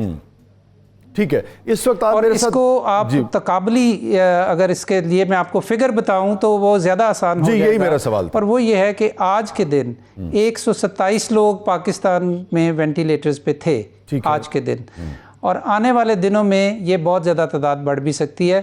جو لوگ وینٹیلیٹرز پہ جاتے ہیں جی، ان میں سے 85 سے 90% جو لوگ ہوتے ہیں ان کی اموات ہوتی ہیں. ٹھیک ہے. اچھا ڈاکٹر صاحب، ایک بڑا مسئلہ آ رہا ہے کہ جو ہمارے لوگ ہیں وہ کہتے ہیں کہ بھئی گھر میں تکلیف میں رہنا انہیں قبول ہے، مگر جو ہاسپٹلز میں صفائی ستھرائی کا انتظام ہے اس کو سوچ کر ہی لوگوں کی روح جو ہے کانپ اٹھتی ہے. اس حوالے سے کچھ آپ نے میں سمجھتا ہوں آپ اگر یہ کہیں گے کہ یہ ایک پوری تاریخ ہے اور جو آپ کو ملا ہے اس میں کوئی شک نہیں کہ 1.5 سال میں ان کو کتنا بہتر کیا جا سکتا تھا، لیکن کہ جتنا کیا جا سکتا تھا اتنا کرنے کی آپ کوشش کر رہے ہیں کہ نہیں، کہ اگر کوئی بیمار ہو تو کم از کم کوئی نئی بیماری تو نہ لے کے آئے اس ہسپتال سے یا اس کوارنٹین سینٹر سے. جی بالکل. 2 طریقوں سے میں آپ کو جواب دوں گا اس کا مختصراً. پہلی بات یہ جی کہ ہم نے کرونا وائرس کے حوالے سے بڑی الیبوریٹ اور بڑی یعنی تفصیلی گائیڈ لائنز ہیں کہ اگر لوگ پازیٹیو بھی ہوں اور ان کو بہت زیادہ ان کی طبیعت خراب نہ ہو تو ان کو گھروں میں رہنا چاہیے بجائے اس کے کہ وہ ہسپتال میں رہیں. گھروں میں کیسے رہنا چاہیے اس کی تمام تفصیلات جو ہیں ہم نے SOPs اور گائیڈ لائنز کی صورت میں جاری کر دی ہوئی ہیں. لیکن افسوس سے کہنا پڑتا ہے کہ بعض جگہوں کے اوپر اس پہ عمل نہیں ہو رہا. عمل 2 حوالے سے نہیں ہو رہا. پہلی چیز یہ ہے کہ اگر کوئی پازیٹیو آیا تو اسے دھکیل کے ہسپتال میں ہم بھیجنے کی کوشش کرتے ہیں، اور جس کے نقصانات زیادہ ہیں فوائد کم ہیں. دوسری چیز یہ جی کہ ہم نے یہ بھی دیکھا ہے کہ یقیناً ہسپتالوں کے اندر ہمارے صفائی ستھرائی کے انتظامات، جسے ہم کہتے ہیں انفیکشن پریونشن اینڈ کنٹرول کے جو انتظامات ہیں، یعنی کہ متعدی امراض کے روک تھام کے لیے جو انتظامات ہونے چاہیے ہماری ہیلتھ فیسیلیٹیز کے اندر، وہ اس قدر نہیں ہیں. تو پچھلے ماہ میں نے NIH میں کی ہے ایک بہت بڑا کام جس کا نام ہے national guidelines for infection prevention and control in Pakistan, جس کا کہ فوکس ہیلتھ فیسیلیٹیز ہیں، یعنی ہسپتال اور ان کے اندر کیا کچھ کرنے کی ضرورت ہے. اس سلسلے میں ہم ایک پروگرام بھی ترتیب دیا ہے جس کو ہم کہتے ہیں patient safety friendly hospital initiative, اور وہ تقریباً 100 انڈیکیٹرز ہیں جی لگ بھگ کہ جو ہسپتالوں کو اگر ان کے اوپر وہ خود عمل کریں تو ان کو ہم ڈکلیئر کریں گے ایویلیویشن کے بعد کہ یہاں پہ صفائی ستھرائی کا وہ انتظام موجود ہے کہ جو لوگوں کو تحفظ دیتا ہے بجائے اس کے کہ وہ ہسپتالوں سے نئی بیماریاں لے کر جائیں. اس سلسلے میں محنت تو بہت کر رہے ہیں جی، لیکن یہ ایک لمبا سفر ہے، اور 70 سال ہم نے اپنے صحت کے شعبے کو اگنور کیا ہے. وہ 1-2 مہینوں میں یا 1 سال میں بھی ٹھیک نہیں ہو سکتا، لیکن ہماری ویژن بڑی کلیئر ہے اور ہماری ترجیحات بڑی کلیئر ہیں. ٹھیک ہے ڈاکٹر صاحب، ایک بڑی تکلیف دہ عمل ہے کہ جو ادارہ ہے ہمارا ڈرگ ریگولیٹری اتھارٹی جو ادارہ ہے، جو کٹس آ رہی ہیں اس کے حوالے سے لوگ بلا مبالغہ 3-3 2-2 بعض اوقات 4 مرتبہ ٹیسٹ کرا رہے ہیں، اور ہر مرتبہ بعض اوقات 2+2 آ رہا ہے، بعض اوقات 3+1 آ رہا ہے، کہیں کا ٹیسٹ کچھ ہے، کہیں کا ٹیسٹ کچھ ہے، ایک عجیب کنفیوژن پایا جاتا ہے. تو کم از کم ٹیسٹ کو کی جو کٹس ہیں اس کو ڈریپ سے اپروو تو ہونا چاہیے تھا. ایسے کیسے آپ لوگوں نے اجازت دے دی کہ کوئی بھی آدمی لے آئے اور امپورٹ کر لے اور اس کے بعد ٹیسٹ کرنا شروع کر دے؟ اس کا پیسہ بھی ضائع ہو رہا ہے, وقت بھی ضائع ہو رہا ہے, اور کنفیوژن اور پریشانی الگ ہے. جی اس میں وسیع صاحب میں آپ کو بتاؤں کہ بالکل ایک ڈرگ ریگولیٹری انتظام کے تحت ہی یہ کٹس آ رہی ہیں, اور دو طرح کی کٹس ہیں. ایک ہیں اینٹیجن جو کہ اینٹیجن بیسڈ جن کو ہم PCR مشینز میں استعمال کرتے ہیں, ان کے بارے میں تو زیادہ شکایات نہیں ہیں. شروع میں ایک دو بار ہوئی تھیں لیکن وہ 100% امپورٹڈ ہیں. ڈاکٹر صاحب آپ سوشل میڈیا دیکھیں, پھر آپ ایک سوشل میڈیا کا ڈاکٹر صاحب اپنی ٹیم سے کہیں کہ سوشل میڈیا پہ جو کچھ چل رہا ہے وہ آپ کو دکھائیں. لوگ بہت پریشان ہیں کٹس کے حوالے سے, ریزلٹس کے حوالے سے. کٹس کا معیار جو ہے وہ اس پائے کا نہیں ہے جس پائے کا ہونا چاہیے. جی آپ بجا فرما رہے ہیں, سوشل میڈیا میں تو بہت کچھ آ رہا ہے یقیناً. ہم نے 2-4 جب وہاں سے خبریں اٹھا کے جب اس کو انویسٹیگیٹ کرنے کی کوشش کی ہے تو ہمیں صورتحال مختلف ملی ہے. لیکن اس کی یہ بات کہنے کا مطلب یہ نہیں کہ تشویش نہیں ہے اور انگزائٹی نہیں ہے لوگوں کی. مثلا میں آپ کو ایک بتاتا ہوں, پرسوں ایک سوشل میڈیا پہ ہماری ٹیم نے پک کیا جی کہ میرا ٹیسٹ ہو چکا ہے اور مجھے 4 دن سے رزلٹ نہیں ملا. وہ جب ہم نے وہ اس کو دیکھا اس کی پوری صورتحال کو, تو وہ ٹیسٹ جو ہے وہ لیبارٹری سے اس ہیلتھ فیسیلٹی میں 24 گھنٹے کے اندر جا چکا تھا, لیکن اس ہیلتھ فیسیلٹی سے اس پیشنٹ تک نہیں پہنچا تھا. اب مطلب اتنے اس میں وہ ہیں سکم ہیں. جی ہم اس کو اسٹریم لائن کرنے کی کوشش کر رہے ہیں جی اپنی. ڈاکٹر صاحب یہ آخری کچھ دنوں سے خبریں آ رہی ہیں کہ آپ کے حوالے سے بھی کوئی پرائم منسٹر جو ہیں وہ بہت مطمئن نہیں ہیں. ایک تو اس کا جواب دیجیے گا, اسی وجہ سے شاید آپ کچھ دنوں سے بہت میڈیا پہ بھی نہیں آ رہے, اس کا ایک جواب دیجیے گا. دوسرے تکلیف دہ سوال ہے مگر میری جو سیٹ ہے اس کا تقاضا ہے کہ میں یہ سوال پبلک کے مفاد میں آپ سے ضرور پوچھوں. یہ آپ پہ الزام لگایا گیا کہ جب کٹس کی اور اپنا سینیٹائزرز کی اور ماسک کی شدید ضرورت تھی اس وقت لوگ مختلف حلقے یہ کہتے ہیں, میں نہیں جانتا اس میں کتنی صداقت ہے, کہ ڈاکٹر ظفر مرزا صاحب نے یا آپ جس گروپ سے منسلک ہیں انہوں نے کچھ سینیٹائزرز اور ماسک جو تھے وہ باہر ایکسپورٹ کر دیے, لیکن آپ کا کبھی اس پہ جواب بھی نہیں آیا, بیان بھی نہیں آیا کہ اس پہ آپ کا موقف کیا ہے. تو آج اپنا موقف دیجیے آپ لوگوں کو. جی پہلے تو میں نے جو آپ نے وزیر اعظم صاحب کے حوالے سے بات کی, وہ تو وزیر اعظم صاحب کوٹ ان کوٹ اسے خود کہہ چکے ہیں کہ دیز آر فیک نیوز. ٹھیک, اور وہ کہتے تو ہیں اگلے دن وزیر بدل دیتے ہیں. مسئلہ یہ ہے, یہ بھی تو بتائیے نا, فردوس عاشق امان کی مرتبہ بھی یہی ہوا اور بھی معاملات میں یہی ہوا. تو یہ نہ ہو ڈاکٹر صاحب کہ وہ فیک نیوز کہیں اور اگلے دن مطلب. مستقبل کے بارے میں تو میں کچھ نہیں کہہ سکتا جی, لیکن میں آپ کو یہ بتا سکتا ہوں جو حقائق ہیں, اور وہ یہ ہے کہ کل ہماری وزارت نشریات و اطلاعات جو ہے اس نے اس سلسلے میں ایک تردید جاری کی ہے کہ میڈیا میں بغیر تحقیق کیے یہ خبر چل پڑی. اور میں آپ کے وساطت سے یہ بھی کہنا چاہتا ہوں کہ ہمارے جرنلزم کے بھی تو کچھ ایتھکس ہونے چاہیے نا, کہ آپ رپورٹ جب دیتے ہیں اور پورے ملک میں اس کو گھما دیتے ہیں تو موقف لینا چاہیے. اس کی کچھ امپلیکیشنز ہیں نا افراد کے اوپر, اداروں کے اوپر, بالکل درست کہہ رہے ہیں, تو اس کی تحقیق تو پراپرلی کر لیں. اور موقف لینا چاہیے. اسی لیے پھر وہ اس کی تردید بھی کرنی پڑی. اچھا, پھر آپ نے بات کی ماسک وغیرہ کی, اس کے اوپر تو پھر ایک انویسٹیگیشن شروع ہو گئی تھی اور وہ انویسٹیگیشن ہو رہی ہے, اور میرا حال ہے اگلے چند دنوں میں وہ اپنے انجام کو پہنچ جائے گی. تو میں اس لیے اس کے اوپر خاموش ہوں کہ میں یہ چاہ رہا ہوں کہ میں کسی قسم کا کوئی پبلک سپیس میں کوئی ایسی بات نہ کہوں کہ جس میں یہ لگے کہ میں انفلوئنس کرنے کی کوشش کر رہا ہوں یا میں اپنا دفاع کرنے کی کوشش کر رہا ہوں. میں اس لیے اس کے اوپر خاموش ہوں. میرا ضمیر, میرا دل و جان اس ملک کے لیے ہے, اور میں نے بڑی محنت سے اور بڑی یعنی تندہی سے کام کیا ہے, اور میں جو کچھ چھوڑ کے آیا ہوں یہ کام کرنے کے لیے جی, وہ مطلب اس میں یہ بڑی چھوٹی سی اور بڑی حقیر سی بات ہے. الزام بھی کوئی اچھا لگائے تو لگانا چاہیے, یہ تو مطلب بہت ہی انہوں نے عجیب و غریب قسم کی بات کہی. لیکن آپ نے پوچھا تو میں آپ کو یہ بتا دیتا ہوں کہ جب ماسکس کی بات ہے وہ چائنا نے ہمیں کہا, اور اس کے لیے ایک انتظام کے تحت کچھ ماسک ان کو ایکسپورٹ کرنے کی اجازت دی گئی. زمینہ لگانے کے بعد کہ اس سے پاکستان میں جو مقامی ضروریات ہیں اس پہ کوئی غزن تو نہیں پہنچے گی.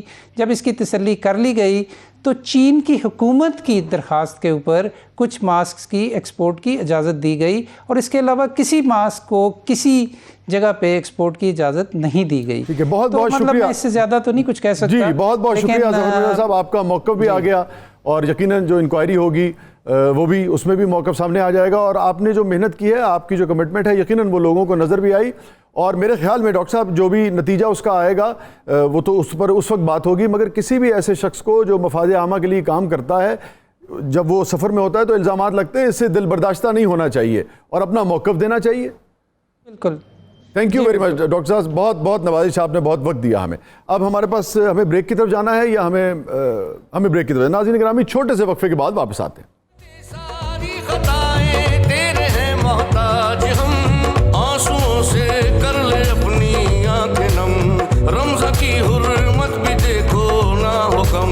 حاضر ہے حاضر ہے حاضر ہے ہم، حاضر ہے حاضر ہے حاضر ہے ہم، حاضر ہے حاضر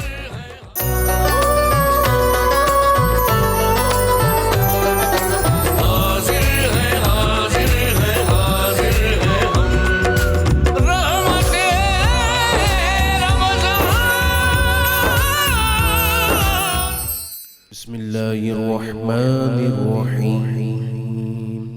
اللهم صل على سيدنا ومولانا محمد معدن الجود والكرم وآله وبارك وسلم. يا شاهدي لا يا شاهدي لا يا شاهدي لا يا شاهدي لا.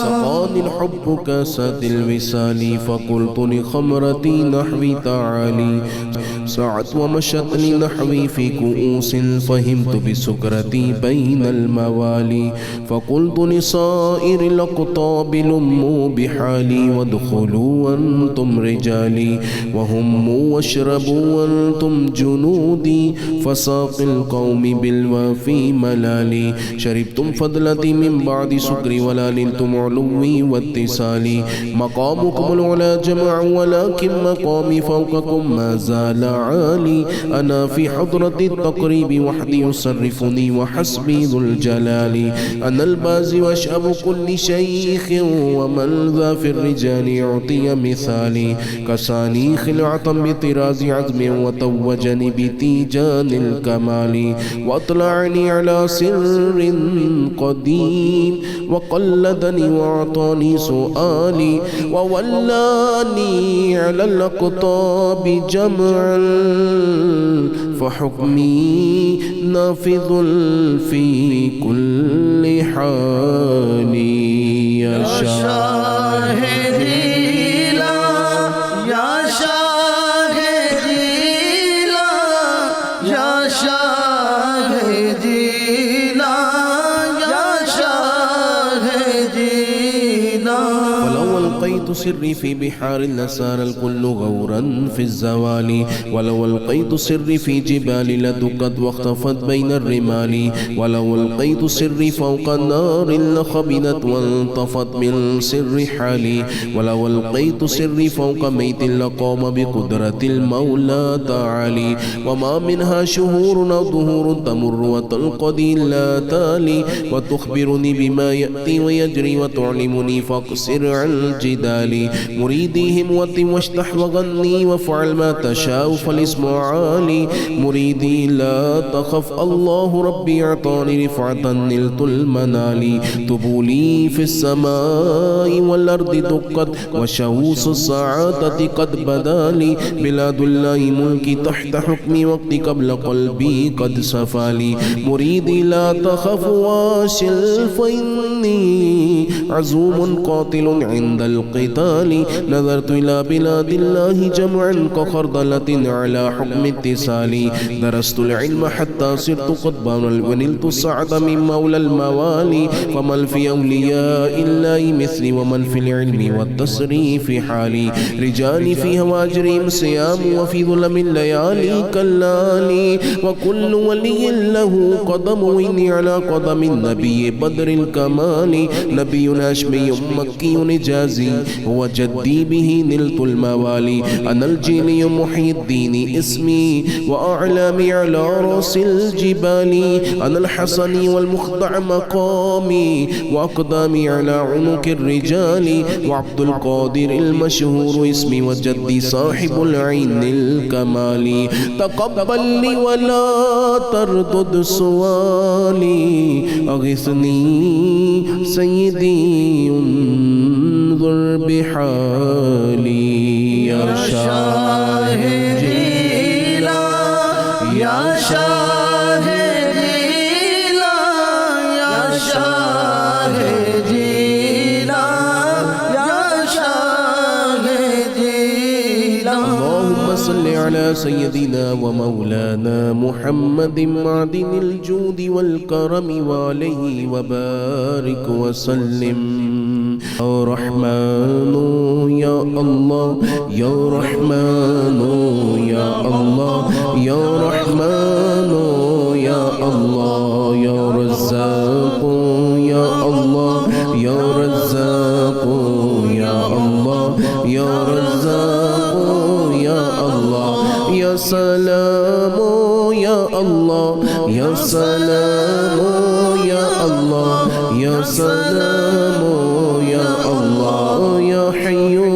يا قيوم يا حي يا قيوم يا حي يا قيوم يا الله يا الله يا الله يا الله يا الله يا الله يا الله يا الله اللهم صل وسلم على سیدنا و مولانا محمد وبارک وسلم۔ اے مولا کریم، تجھے ماہ رمضان کی عزت و حرمت کا واسطہ، قرآن مجید کے آج کیے جانے والے ختمات کا واسطہ، نبی پاک کی عزت و عظمت کا واسطہ، پوری امت مسلمہ پر کرم فرما۔ یا اللہ ہماری غلطیوں کو معاف فرما، تیری بارگاہ میں توبہ کرتے ہیں، ہماری توبہ کو قبول فرما، آئندہ گناہوں سے بچنے کی توفیق عطا فرما۔ اے مولا کریم، پاکستان پر کرم فرما، پاکستان میں رہنے والوں پر فضل فرما، کرونا جیسی دیگر وباؤں سے بھی اور اس وبا سے بھی اپنے فضل سے نجات عطا فرما۔ یا اللہ جن لوگوں کی تو ماہ رمضان میں مغفرت فرما کر انہیں جہنم سے آزادی عطا فرماتا ہے، نبی پاک علیہ السلام کے وسیلہ سے ان سب میں ہم سب کو شامل فرما۔ یا اللہ جتنے ہمارے ایصال ثواب کے حقدار اس دنیا سے جا چکے ہیں ان سب کی قبروں پر رحمتیں نازل فرما۔ سارے حضرات دعا فرمائیں۔ پچھلے دنوں حضرت امیر ملت رحمۃ اللہ علیہ کی پوتی آپا جی صوفیہ صاحبہ رحمۃ اللہ علیہ دنیا سے تشریف لے گئیں۔ یا اللہ سیدہ زہرا پاک کی نسبتوں کا صدقہ ان کی قبر کو جنت کے باغات بنا۔ یا اللہ آل رسول کا صدقہ ہم سب پر کرم فرما، ہم سب کی خیر فرما۔ ربنا تقبل دعا وصلی اللہ تعالی علی خیر خلقہ محمد وآلہ وصحبہ۔ بہت بہت شکریہ مفتی فاروق القادری صاحب آپ کی تشریف آوری کا، بہت بہت شکریہ محترم مفتی محمد اقبال چشتی صاحب آپ کی تشریف آوری کا، بہت بہت شکریہ سید قاسم علی شاہ صاحب آپ کی تشریف آوری کا، الحاج شہباز قمر فرید صاحب آپ کی تشریف آوری کا۔ اور ناظرین گرامی، یہ رات جو ہے جو 1000 مہینوں سے افضل ہے، جو 1000 مہینوں سے افضل ہے، اور جس میں روح الملائکہ جو ہیں وہ باری تعالیٰ کے حکم سے زمین پر اتر آتے ہیں۔ آپ سمجھ سکتے ہیں کہ جس میں باری تعالیٰ نیچے آ کر یہ صدائیں دیتا ہو، اور جیسے وہ پڑھ رہے تھے کہ بھئی مائل بکرم ہے، مائل بعطا ہے، تو ایک ایسا نور جو رحمت ہی رحمت ہے، اور اگر آج وہ مائل بکرم ہے اور مائل بعطا ہے تو آپ اندازہ کیجئے کہ کیا نہیں مانگا جا سکتا۔ اور خوبصورت بات یہی ہے کہ چشم تر مانگی جائے، نور نظر جو ہے وہ مانگا جائے، حسن نظر جو ہے وہ مانگا جائے، کملی والے کا گھر مانگا جائے، کیونکہ اصل چیزیں جو ہیں یقیناً اگر کوئی کسی کی جو دنیاوی حاجات ہیں وہ بھی طلب کرے، اس میں کوئی برائی نہیں ہے، کوئی حرج نہیں ہے، مگر یہ جس کو مل جائے اس کو دنیاوی حاجات کی تو ویسے ہی ضرورت نہیں رہتی ہے۔ اور آج کی رات جو ہے وہ اس لیے بھی پاکستان کی 73 سالہ تاریخ میں ایک منفرد مقام رکھتی ہے کہ ایک تو ہم جانتے ہیں کہ پاکستان جو ہے اسلامی حوالے سے، اسلامی مہینوں کے حوالے سے آج ہی کے دن تخلیق پایا تھا، دوسرے یہ کہ جس وبا میں اس وقت ہم مبتلا ہیں، 22 کروڑ لوگ جو ہیں، جو ہماری معاشی صورتحال ہے جس طرح سے دیگرگوں ہیں، جس طرح کے وسائل ہمارے پاس ہیں، جو ہمارے ہاسپٹلس کی کیپیسٹی ہے، باری تعالیٰ ہم میں تو اتنا حوصلہ نہیں تھا، ہماری تو ایسی حالت نہیں تھی۔ اس میں کوئی شک نہیں کہ اس کی یقیناً سائنسی وجوہات ہیں، اس کی یقیناً سائنسی وجوہات ہوں گی، علم، عقل اور شعور ہمیں یہی بتاتا ہے، مگر ہم تو یہ بھی سمجھتے ہیں کہ یہ باری تعالیٰ کی رحمت ہے۔ ہم چونکہ اس کی امت میں سے ہیں، یہاں جتنا عشق رسول پایا جاتا ہے، یہ دعویٰ ہم کر سکتے ہیں کہ شاید ہی دنیا میں کہیں ایسا عشق رسول کا یہ جذبہ جو ہے پایا جاتا ہو جتنا ہند کے اس خطے میں، اس ٹکڑے میں پایا جاتا ہے۔ تو ہمارا تو یہ ایمان ہے کہ آقائے دو جہاں سرکار دو عالم صلی اللہ علیہ وآلہ وسلم کے طفیل، یہ جو بیماری ہے، یہ وبا ہے، اس طریقے سے ہمارے ہاں نہیں پھیلی ہے جس طریقے سے پوری دنیا میں پھیلی ہے۔ ہمارا ایمان ہے یقیناً اس کی سائنسی توجیحات ہوں گی، اس کی طرف ہمیں دھیان بھی دینا چاہیے، مگر آج کی رات گڑ گڑا کر دعا مانگی ہے کہ باری تعالیٰ اس وبا سے امت مسلمہ کو، پوری انسانیت کو اور پاکستان کو محفوظ رکھے، پاکستان کو یاد رکھیں، ہمیں یاد رکھیں۔ اللہ تعالیٰ آپ کا حامی و ناصر ہو، اللہ تعالیٰ آپ کے درجات بلند فرمائے۔ آج کی رات کو خدا کے لیے ضائع نہ کیجیے گا، مس نہ کیجیے گا۔